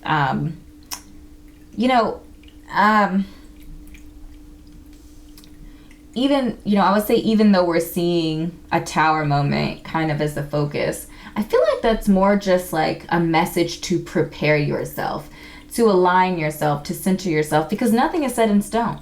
Maybe right now, because you're uncentered, because you're not grounded right now emotionally, and maybe you're just living life on a whim, or your emotions are guiding your decisions. But once you kind of ground yourself and you solidify who you are and you are in alignment and you're stable, there could be no obstacles. The obstacles could be coming for you because you're not grounded. So once you get grounded, that's going to shift and change, kind of, potentially shift or change what's coming for you in the future. So I really like this idea of a mutable moon, because I feel like it basically just says that, things change. That is the only guarantee that we have in this life, is that things are going to change. When things are good, things are going to be challenging in the future. When things are challenging, they're going to get good. You know what I'm saying? So it's just like this idea that things are always ebbing and flowing and changing, and in order to prepare for that, so we can either kind of like be thrown and tossed around by the waves, or we can be grounded, be centered, and ride the waves. So our mermaids, the message from them is this idea of truth. And I feel like we are on a sojourn of truth. I do feel like that's a strong message for you this month, is discovering truth and reality for yourself. What is your truth? What is your reality? What are you looking for? What do you desire? I feel like those are all really strong messages for you right now, to kind of answer this month going forward. And then we have pine, which preserve is the keyword here. I really love this because this really actually reminds me of winter. Is what it reminded me of. This idea of preservation through winter, through the cold months. Pine needles and pine trees actually, maintain their leaves in the wintertime. And they also help to preserve life for those that are able to get life. It just reminds me of a Planet Earth episode of Planet Earth that I watched a while back, where I want to say it was caribou would eat. They were like one of the very, very few creatures that could eat through, get to the essence of the pine, needles. And they ate that during the wintertime, and it sustained them. And I just feel like it's really interesting, this idea of preservation, and this idea of preserving your quality of life, your quality of, independence, your quality of experience, even as you go through, challenging times. And again, I feel like when you're grounded, when you're centered, when you're focused more on peace and joy rather than happiness, you're really able to preserve your peace of mind, your joyous energy, positivity, optimism. You're able to preserve all of those really positive feelings and positive emotions even through that, because you're grounded in more than quicksand. You're grounded in something that's solid and something that is not going to on the whim just change. And I feel like that's a really positive and important message.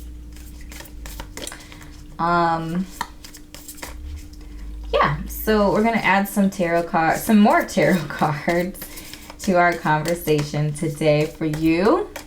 Group number 1.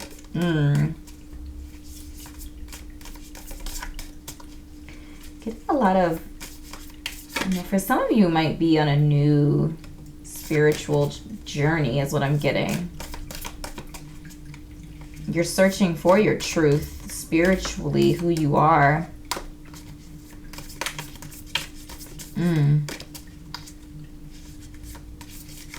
The interesting thing about transformation, I always like thinking about the butterfly here, is that you can't be the butterfly and the caterpillar at the same time. Some of you might be trying to still maintain the past, but moving forward to the future. Like, you know where your future lies, but it's almost like you're afraid in a way of kind of like coming into your own, if you will, and severing the ties. And it could be, you know, a familial thing, you know, like your family or your friends might, you know, everything you know might be a certain way, but you're being led down a different path, and there's some conflict there, and that I'm getting for some of you. But you know the truth. Ignoring the truth only makes things more challenging for you and difficult for you on the inside. So really own your truth, lean into it, don't be afraid. And those that are meant to be on the journey with you will be on the journey with you. You have to just release the pressure of anything else that's not, you know, positively impacting your life and your experience. Like, you're in control of your life and your experience. So we have the Five of Wands, the Ten of Rings, and the Moon. So yeah, with the Five of Wands, I really got, again, that conflict, that opposition, that frustration, and it could definitely be from the past. Part of the obstacles, part of the frustration, the hopelessness, or the struggle, again, could be other people. Like, you're progressing, you're moving forward, you're seeing the truth, you're seeing what is true to you, what is real to you, you want to move toward it.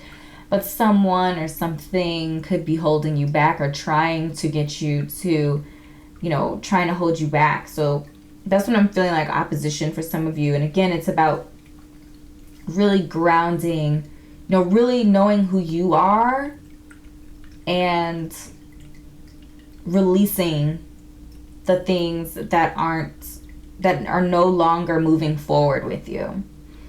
So the Ten of Rings, you know, rings, that's our earth energy in this deck.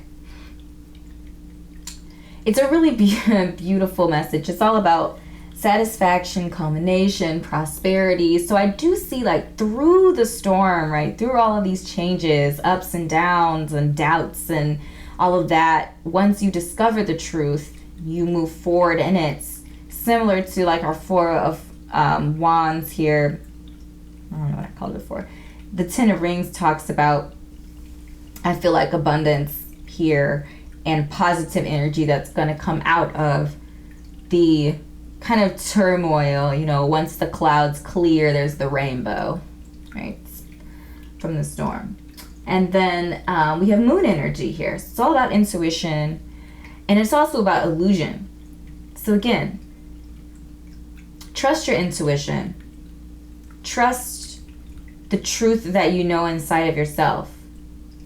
And also know that as you go on this journey, that there is illusion that we sometimes cause on ourselves, illusion that others, you know, doubts and things that others try to place into our lives, but they can only trick us, if you will, or elude us if we allow it to.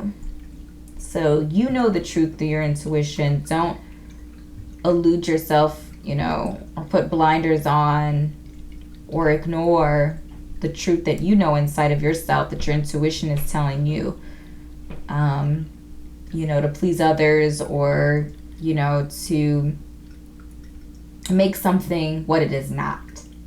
Again, truth is so important right now for you guys. All right, so now we are going to cast some dice for you.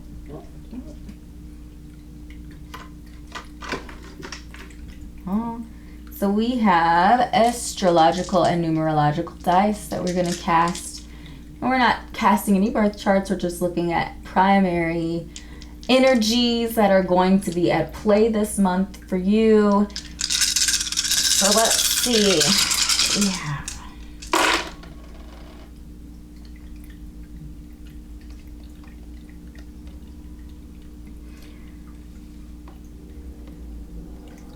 We have Gemini, North Node, 9th house, number 7. So 7's about spiritual,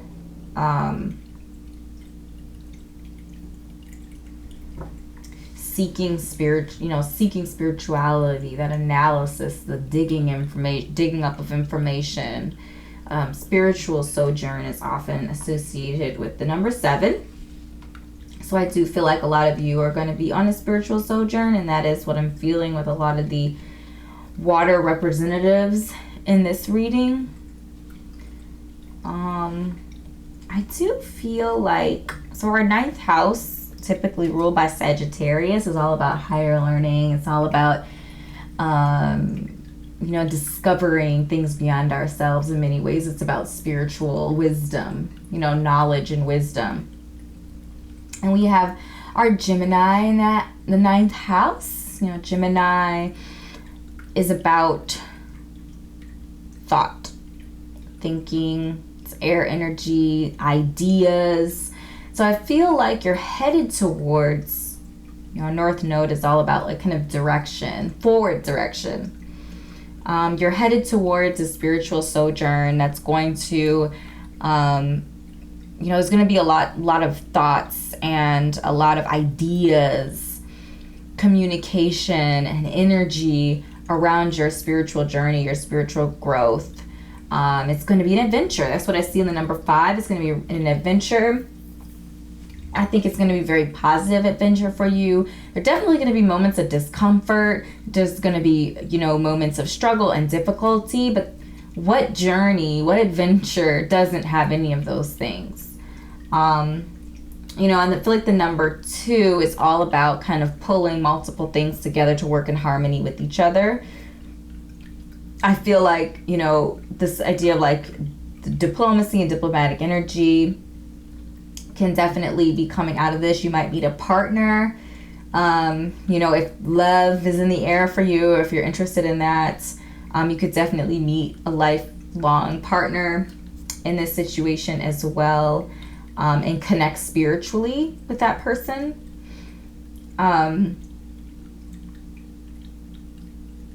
I feel like it's also bringing together your earthly world and your spiritual world. And I feel like some of you might be feeling like there's a disconnect there. Like you can't have abundance and worldly prosperity while also having peace and joy in an emotional and a spiritual way. And I feel like with our 10 of rings showing up here, that satisfaction, that prosperity in the physical world is also a part of it. It's also a part of getting in alignment spiritually, getting in alignment with your destiny. When you envision, when you spend time imagining what your future is like, are you not stable and grounded in the worldly realms? I don't know about you, but I am, right? I want to be secure in the worldly realms as well as grow spiritually. And you don't have to choose. You can definitely have more than one thing happening. And I feel like they're going, like once things get in alignment, it's just going to flow for you. It's going to just fall into place, and it's really beautiful. I would say some things maybe to look out for is impulsivity and indecisiveness.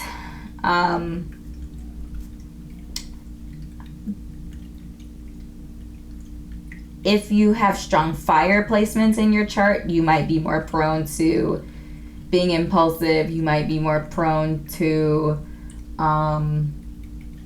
the inability to kind of slow down enough to make commitments. And I feel like making a commitment to your spiritual growth, making a commitment to, regularly spending time in a spiritual mind space is going to be really important for you. So struggling, you know, if you find yourself again kind of being distracted by a lot of different things, you might have to take extra care and pay extra attention to, you know, kind of where you're spending your time and making sure that you're not fritting it away. And then being indecisive. You know, if you feel like you have a struggle, especially if you have a lot of duality in your charts, just being mindful that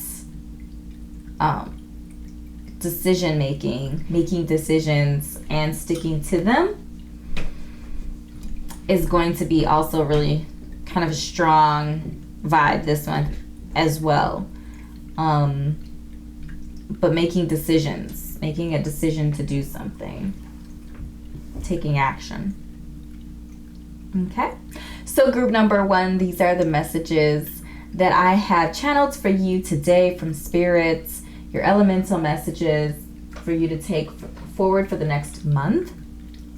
If something hit home for you, please do drop a message and let me know what resonated. Click like and subscribe to my YouTube channel if you're not already a part of the Kindred family, as well as checking out my Facebook page. That's really where I communicate regularly. I show you all, like, when I receive new things. I do spontaneous 1-card readings. I let you know when I post a 3-card reading to my channel. When I upload stuff to my Etsy shop, creating new content for you all the time. So Facebook is really where I connect regularly. If you're interested, join me there. And of course, check out my Etsy shop. I'm always making new content there to help you on your journey, your spiritual life journey. So thanks for your time, beautiful soul. And I will see you in an upcoming reading. Bye.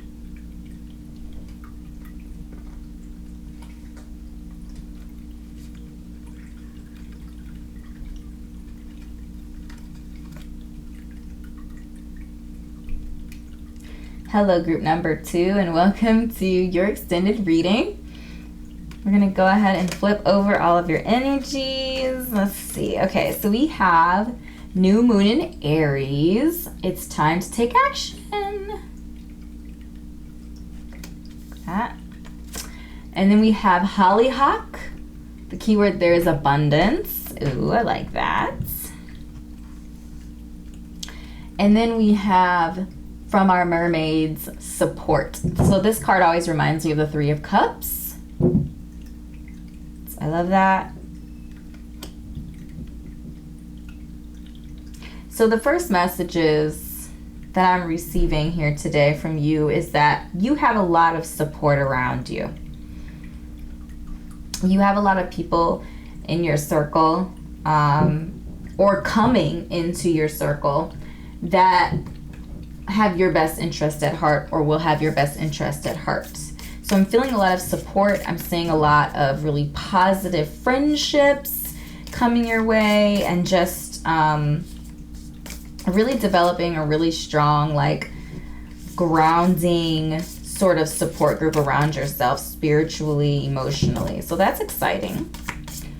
What I really like about hollyhock and this idea of abundance is that abundance comes in many shapes and forms. It's a little bit different for everybody, how they view abundance, or what they see, how they experience the manifestation of abundance in a positive way. Excuse me. But I'm feeling emotional abundance from you. Like I said, an outpouring of love, an outpouring of support, an outpouring of enlightenment and excitement. Even through these difficult times, I feel like you really kind of test. It's a really good way to test people in your life. You know, when you're going through difficulty, right? When you're not on the top of your game and you're not on the highlight reel, who is still in your corner cheering you on. And, you know, with our new moon in Aries energy, which is adding a little bit of fire, a little bit of excitement to our watery vibe here. But this idea of taking action, if you find that you are indecisive, my beautiful Pisces, my beautiful, strong Pisces elements. I have Pisces in my chart too, so I'm talking about myself as well. If you find yourself being indecisive this month, taking action is going to move you forward. It's going to move you towards what you imagine your life to be like. Our Aries energy is also about leadership, taking the lead role in your own life, taking the lead role in your own existence, tackling those obstacles with positivity and optimism, especially if you find yourself being a little bit more on the pessimistic side. Really leaning into it from a place of peace and a place of joy, and just understanding that, sometimes difficulty happens, but taking a stance that you're not going to be negative about it, taking a stance that you're going to take the leadership role in your life and take responsibility and, in your own happiness and joy. That's really going to be an important theme for you moving forward this month. Group number 2. So we also have the Queen of Rings. So Rings is the earth energy in this deck. We have the Spirit of Rings. A lot of earthy, grounded energy in these tarot cards. And we have the Shadow. So I feel like we have a lot of, if you find yourself, either you have strong earth placements, strong, maybe Taurus, it's taking a strong position in your birth chart, or just a lot of strong earth placements in general. Just be mindful of materialism. Be mindful of it. Over-dependence or dependency on physical things to make you feel secure, to make you feel grounded. Again, this month for my water group in general, all of my wateries, is to focus on grounding yourself, especially emotionally and spiritually, getting in alignment with your destiny, focusing on what makes you feel stable, what makes you feel secure.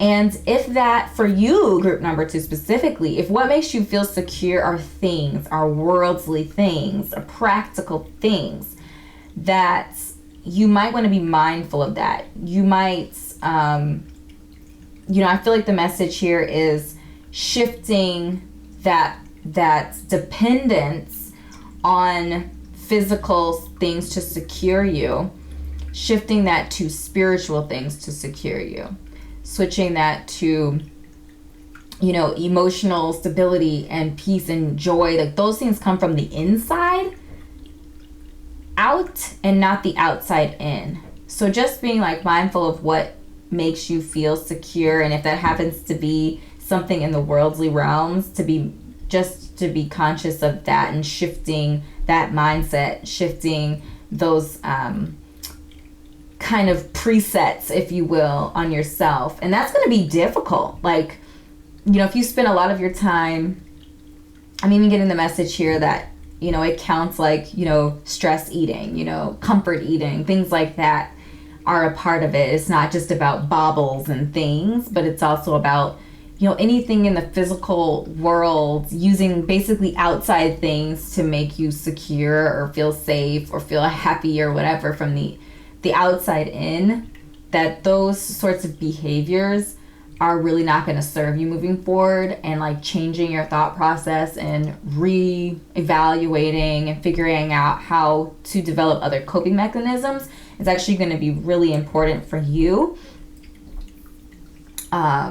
And I feel like, getting help, getting support, so whether that is from friends or whether that's from a therapist or whomever, to really kind of help you move through some of those shadowy things. And I feel like we all have our vices. I'm a foodie myself, I will admit.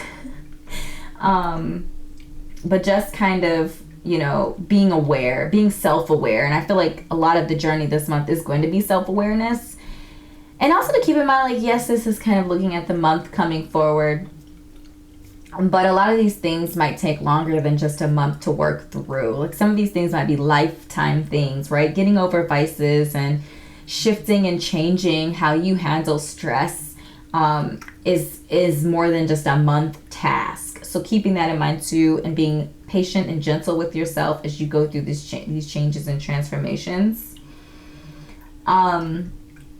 You know, with the Queen of Rings, I also feel here as well that, you know, taking practical action towards your goals is important. So not even like spiritual things, you know, not just, you know, feeling like, oh, all of a sudden I'm spiritual now, so everything is okay. It's like, no, you have to change behaviors. You have to change your attitude. You have to change your mind. Like, there's lots of things. There are a lot of practical things that you have to go through in order to align yourself spiritually. Yeah, so there's like a lot of practical things that need to be done, actions that need to be taken in order to really see a change. And then in our Spirit of Rings, Spirit is our night energy. It's all about, you know, that's our, you know, our Knight of Pentacles energy. It's all about productivity and endurance. Again, taking a practical approach and then putting in the work and the effort, taking the action. So there's definitely going to be, especially for you, group number 2, actions, effort, patience. You know, you're toiling the soil, you're planting the seeds, you're watering the seeds. You know, you're doing a lot of the work up front. And again, the seeds, and that is an analogy for the spiritual work that you are going to be focused on for the month. And I also feel like, you know, in our Queen of Rings, this idea of generosity. I feel like giving and supporting. So support, I feel like, is you are supported, and I also feel like that you give support.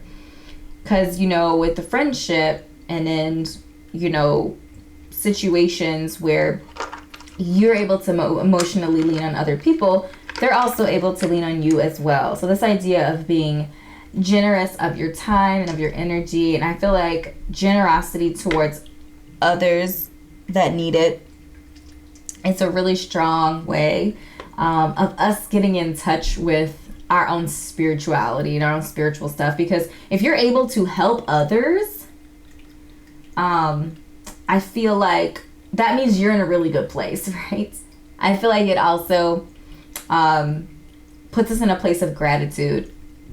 You know, we're grateful for what we have. We're grateful for what we're able to share.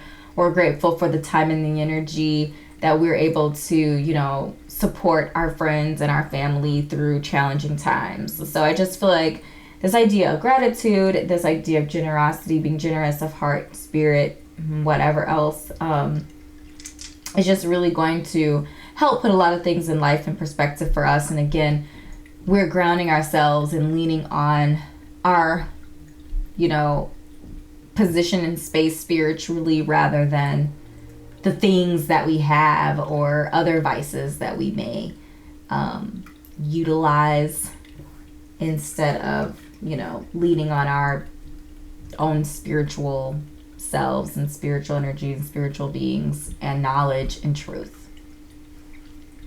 So now, group number 2, we are going to cast some dice for you. So we have astrological and numerological dice that we are going to cast. Ooh.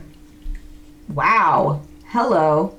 So there's absolutely no question at all that love is going to be a focus for you.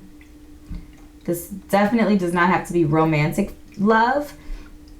And I feel like with the support, and this really reminded me of the 3 of Cups energy, definitely just love. I mean, 4 6s, that's definitely, you know, spiritual and angel energy present here. And our 6 energy is all about, you know, it's a reminder that you're a spiritual being and you're having a human experience. You know, it's all about compassion and love for yourself and for those around you. So we have the South Node, the 2nd house, and Pisces energy. So our 2nd house, typically ruled by Taurus, is like our house of our earthy house, right? Of our things, and our earthly kind of prosperity and things like that. And we have Pisces in there. So again, I feel like there's going to be a lot of connection and a lot of processing through like the spiritual realm, spiritual karma, and your worldly possessions. I'm getting the message for some of you that the obstacles that are potentially coming your way will have to do with your worldly possessions.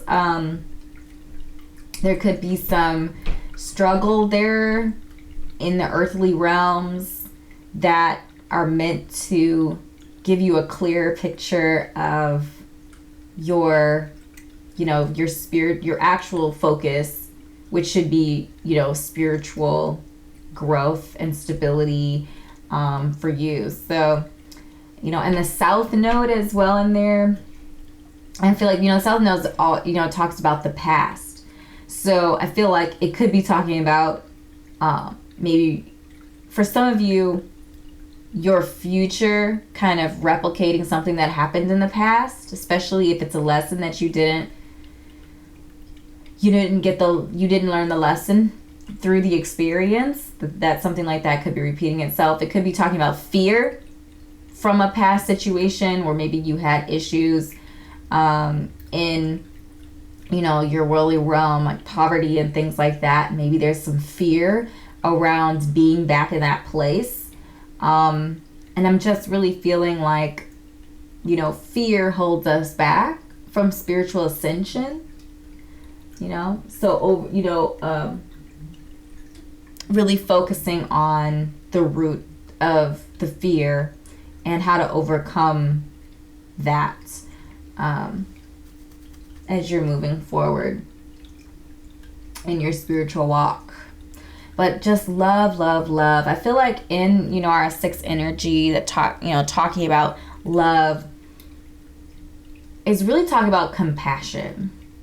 And again, whether that's coming to you, compassion coming to you, or you releasing passion, you being generous with your compassion and your forgiveness and your love and your support, whether you're giving or receiving that energy, that's going to be a very, very strong theme for the month for you. Or even cultivating compassion, cultivating forgiveness for yourself and others, if that's something you might struggle with. If you're the type of person maybe that, you hold grudges or you find it very, very difficult to move forward from past situations, I feel like, something to work on this month definitely is going to be centered around, being more forgiving, being more compassionate to yourself and to others, and just,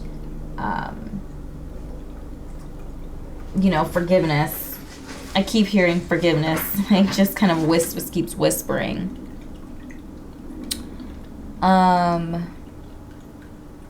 Honesty, listening, understanding, and not judging yourself and others is going to be a really big theme, I feel like, moving forward for you, group number 2.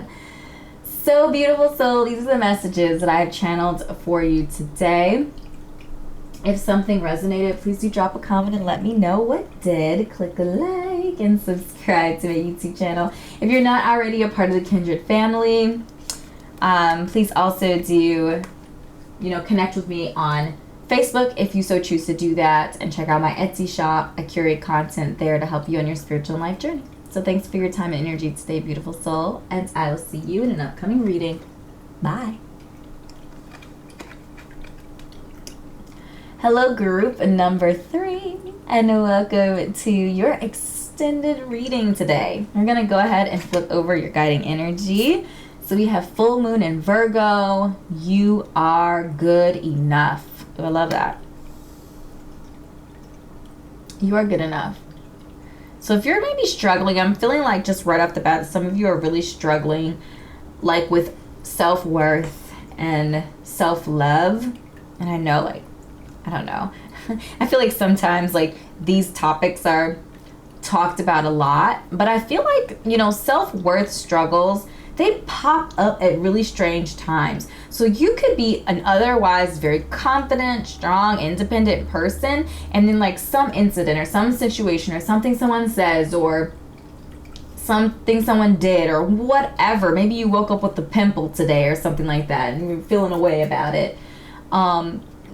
Just insecurity pops up all the time to all different kinds of people, whether they're really, really confident or maybe struggle from, insecurity.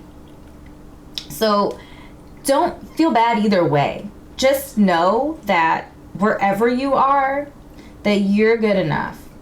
If you're maybe feeling insecure about, at work, a work situation, or if you're feeling insecure in a relationship, just know that wherever you are, if you are sitting at that table, you belong at that table. That's why you're at the table.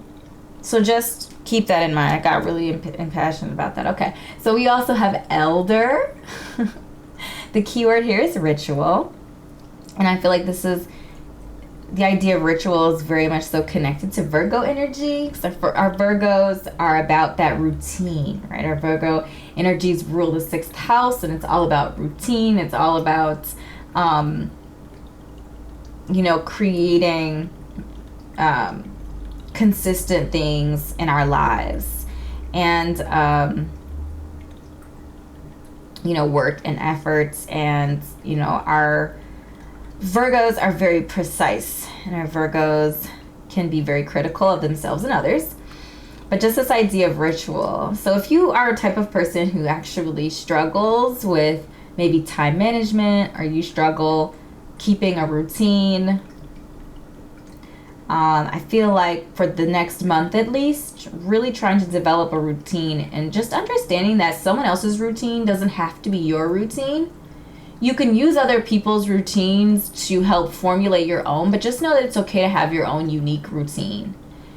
For me personally, I am the type that struggles with routine. I have, in my 6th house is ruled by Sagittarius in my birth charts, and we all know that Sagittarius does not like routine. We like adventure, we like freedom. And I also have the planet of Venus in there. So I have Venus and Sagittarius in my 6th house. It's like, so I love work, but I like work to feel spontaneous. I like it to be adventurous and fun. And routine is something that I struggle with. So developing and finding, routines in my own weird little Venus and Sagittarius in the 6th house type of way actually works better for me. Like a routine that feels spontaneous works for me. That doesn't make any sense, does it? Nope.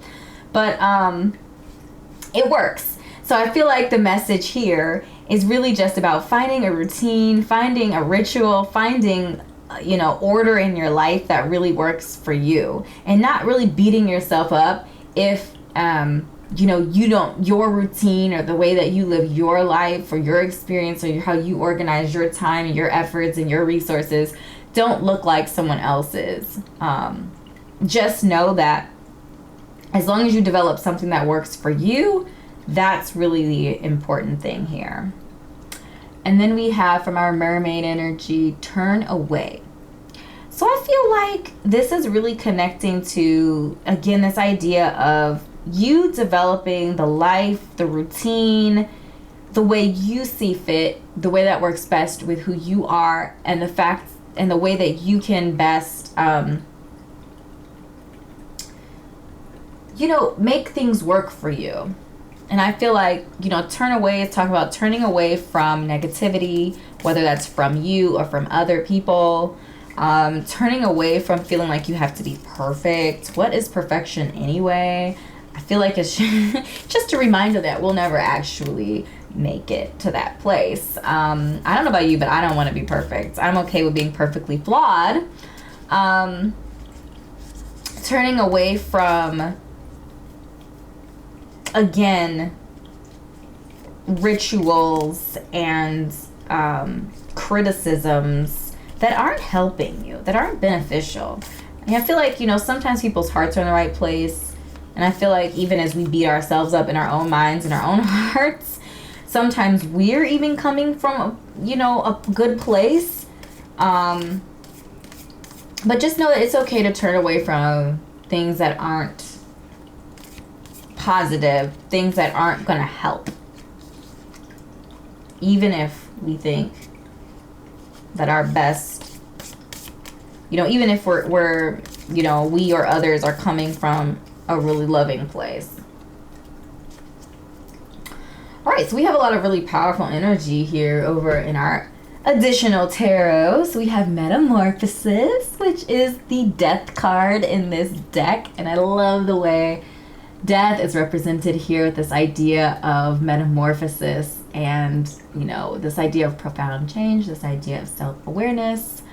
And I feel like that's really the sojourn that you're going on, like turning away from things that aren't, that don't bring you joy, that aren't serving you, that don't make sense for you, and being gracious to yourself, and taking a really strong stance on being positive and creating rituals and routines that work for you, doing it in a way that works for you. To me, that's the change. Instead of taking other people's criticism and feeling like you have to completely convert your whole life around what someone else's expectations are. I feel like here, as you get to know you better spiritually, like I said, I feel like, casting your birth chart, casting my own birth chart to speak for myself is one of the most powerful things I've ever done. I use sidereal astrology because I feel like it's more accurate than tropical. But casting birth chart and, seeing, it basically just kind of gives you a little map about who you are, and just to better understand yourself inside and out. And I feel like that self-awareness, that profound change is really powerful. So if you've not cast your astrological birth chart yet, please do it. I feel like it'll just really help you understand who you are and how best to formulate your life around what works for you, and not feeling like you have to do what your mother did or your father did or whoever raised you did, that you can be your own independent person and create a life around that, around your individuality and your uniqueness. So I feel like that is the profound change that you're going on. And of course, doing all of this over the course of a month doesn't really make sense. This is a lifetime thing, right?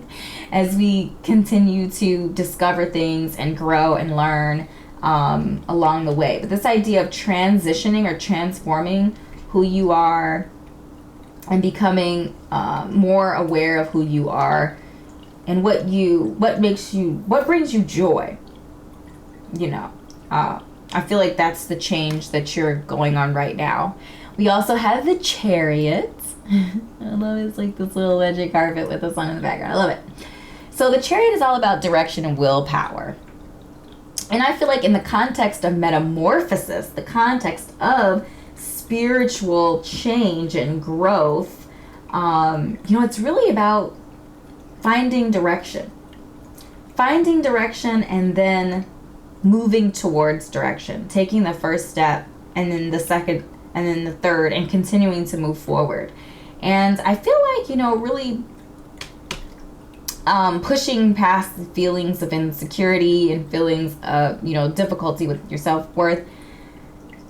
That is, it's going to be a huge step for you. It's going to be a huge release for you. You're going to feel a huge bout of peace that comes from that. And just knowing whatever table that you're sitting at in any context, whether it's the job, whether it's in romance, whether it's in, wherever, in whatever, you belong at that table because you're at the table, okay? You're good enough. And then we have our Dawn of Wands. Our Dawn of Wands is our Page energy. So our Page of Wands energy, it's all about inspiration. It's all about potential. Setting out on, in life with a passion and a desire. And I feel like some of us, as we get older, we have to reconnect with that passion, with that desire, with, feeling like, anything is possible. And I feel like sometimes as we live life and we go through obstacles and difficulties and struggles, sometimes we forget that. We lose that. We get scared to live. And I feel like that's really what the Dawn of Wands is really talking about here. This idea of inspiration, this idea of potential, this idea of rediscovering or discovering what makes you passionate, what brings you joy, what do you desire, what do you want to go after, what do you want to put your energy. And I feel like this vibe matched up with the Ace of Cups, it's really going to connect. I feel like a lot, fire energy and water energy actually, though they're opposites, or maybe because they're opposites, they actually connect in the realm of creativity and the realm of spirituality. So I think that's so incredibly interesting to kind of take with you as you're mulling over all of this stuff and tying it into life. It's just understanding that what you're passionate about, what you're willing to put action behind, creativity. Creativity. The enunciation was strange. Is in alignment with that Cups energy, which is all about, it's also about creativity and art and spirituality and heart, like what you feel, what you love, what you're passionate about. It's all connected and related, and I love it. And I'm so excited for you guys. I really am. I don't know, I'm full of energy right now. Oh my gosh. All right, so we're going to cast some dice for you. We have our astrological and numerological dice. Casting energies for the month for our water group number 3.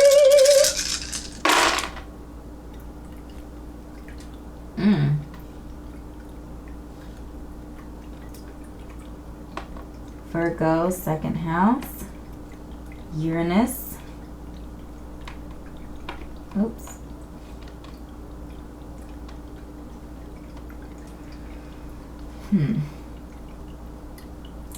Uranus energy to me is like, it's really about, it's almost like finding your uniqueness, finding what makes you unique and leaning into it. And I feel like that's kind of what our conversation has really been about. It's like finding your own path. Yes, you can use other people's paths and other people's journeys as templates, but it's like whenever you get a template in any sense of the word, you're altering it to fit your current need. And so I feel like, Uranus is really talking about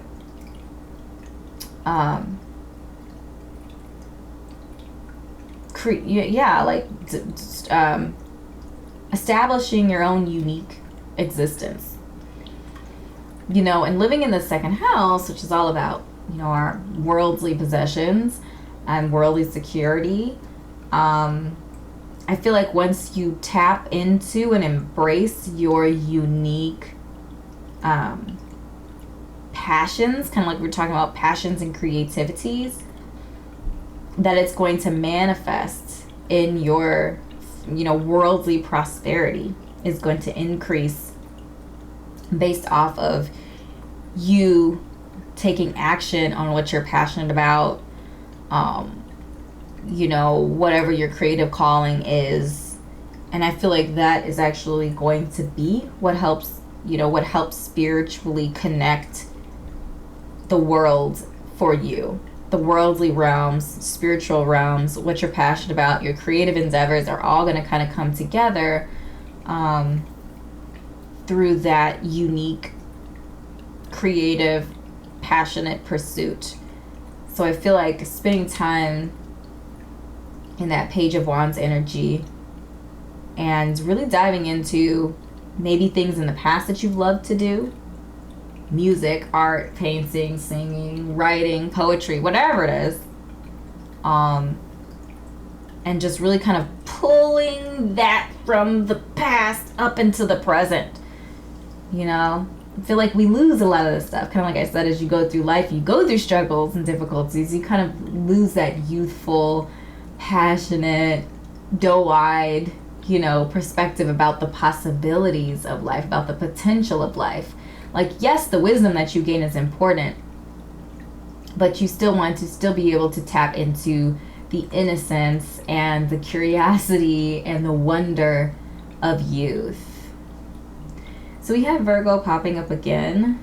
So I feel like this is really just reiterating the idea of, that, putting in work, putting in effort, creating a routine around whatever this passionate thing is, whatever this unique manifestation of life is for you, putting a routine to that, making the effort to pursue it in a more consistent way. Like I said, if you dabbled in art, or you dabbled in music, or whatever it is, and if that is the thing that you are connecting with, really, like, again, putting structure behind whatever that thing is. Paying attention to details is also going to be important. So we have the number 2, the number 5, the number 1, and the number 7. The number 0, typically, to me, when I'm reading it, it's usually kind of just non-existent. And I think for this reading, I'm not really vibing any energy off of it, so I'm just going to go with what we have. So I feel like our 1 energy is about that ambition. 1 energy is the trailblazer of numerology. It's the pioneer. And I feel like that's really the energy that I'm feeling, like with Uranus, with this, the Virgo energy that I'm feeling as well, which can kind of vibes typically more as a little bit more meek, but I feel like the Virgo energy is being powered by death, change, and the chariots, and fire energy. I feel like all this energy is like a lot of really powerful energy, and I feel like the power that's coming from these energies with the Virgo energy, which is kind of about like putting in the work, being steady, being consistent, paying attention to details. Like, I feel like those energies together are really going to manifest abundance for you. That's really just what I'm vibing really hard. I feel like our 7 energy, I always associate 7 energy with Virgo energy. 7 energy is about, analyzing information, analyzing data.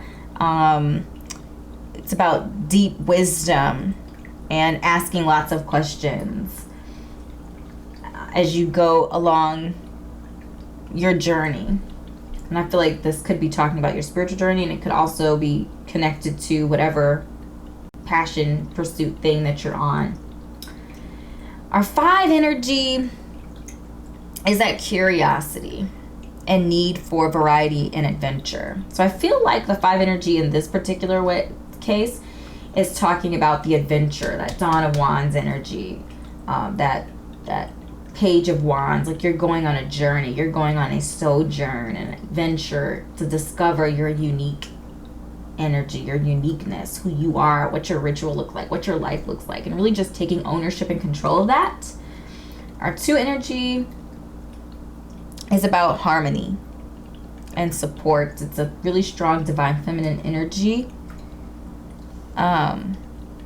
It's very intuitive, so I feel like trusting your intuition, bonding together, fire and water, again, like that passion and desire with the heart and with creativity and spirituality. I feel like that bonding together, our 2s are about taking kind of 2 separate things and making them work in harmony with each other. And I feel like that's kind of the sojourn that we're going on now, is we're blending 2 seemingly unlike things and making it into one, making it work together as one. And I feel like I just feel relief, release, beauty, prosperity. I'm just vibing really, really strong, positive energy that's going to come from this. Mind you, there's going to be a lot of work. There's going to be some effort. There's going to be some discomfort. But I'm just praying and hoping that you see the sun I keep seeing a sun rising. Like in my mind, it keeps playing over and over again, like the sun rising. And we have, in the chariot imagery, we have like the sun kind of I'm going to say it's rising. It could be setting. It's difficult to tell, but this like kind of sun imagery in the background here. And it almost looks like kind of a sun vibe in this. But I just keep feeling like sun energy, rising sun keeps coming to my brains for you guys. So lots of really positive energy. I'm so excited for you, group number 3. Yeah, so if anything resonated with this message, please do drop a comment and let me know. Click like and subscribe to my YouTube channel if you are not already a part of the Kindred family. Love to have you. Please also do check out, connect with me on Facebook and check out my Etsy shop. I curate content there to help you on your spiritual and life journey. So thanks for your time and energy, beautiful soul, and I will see you in an upcoming reading. Bye.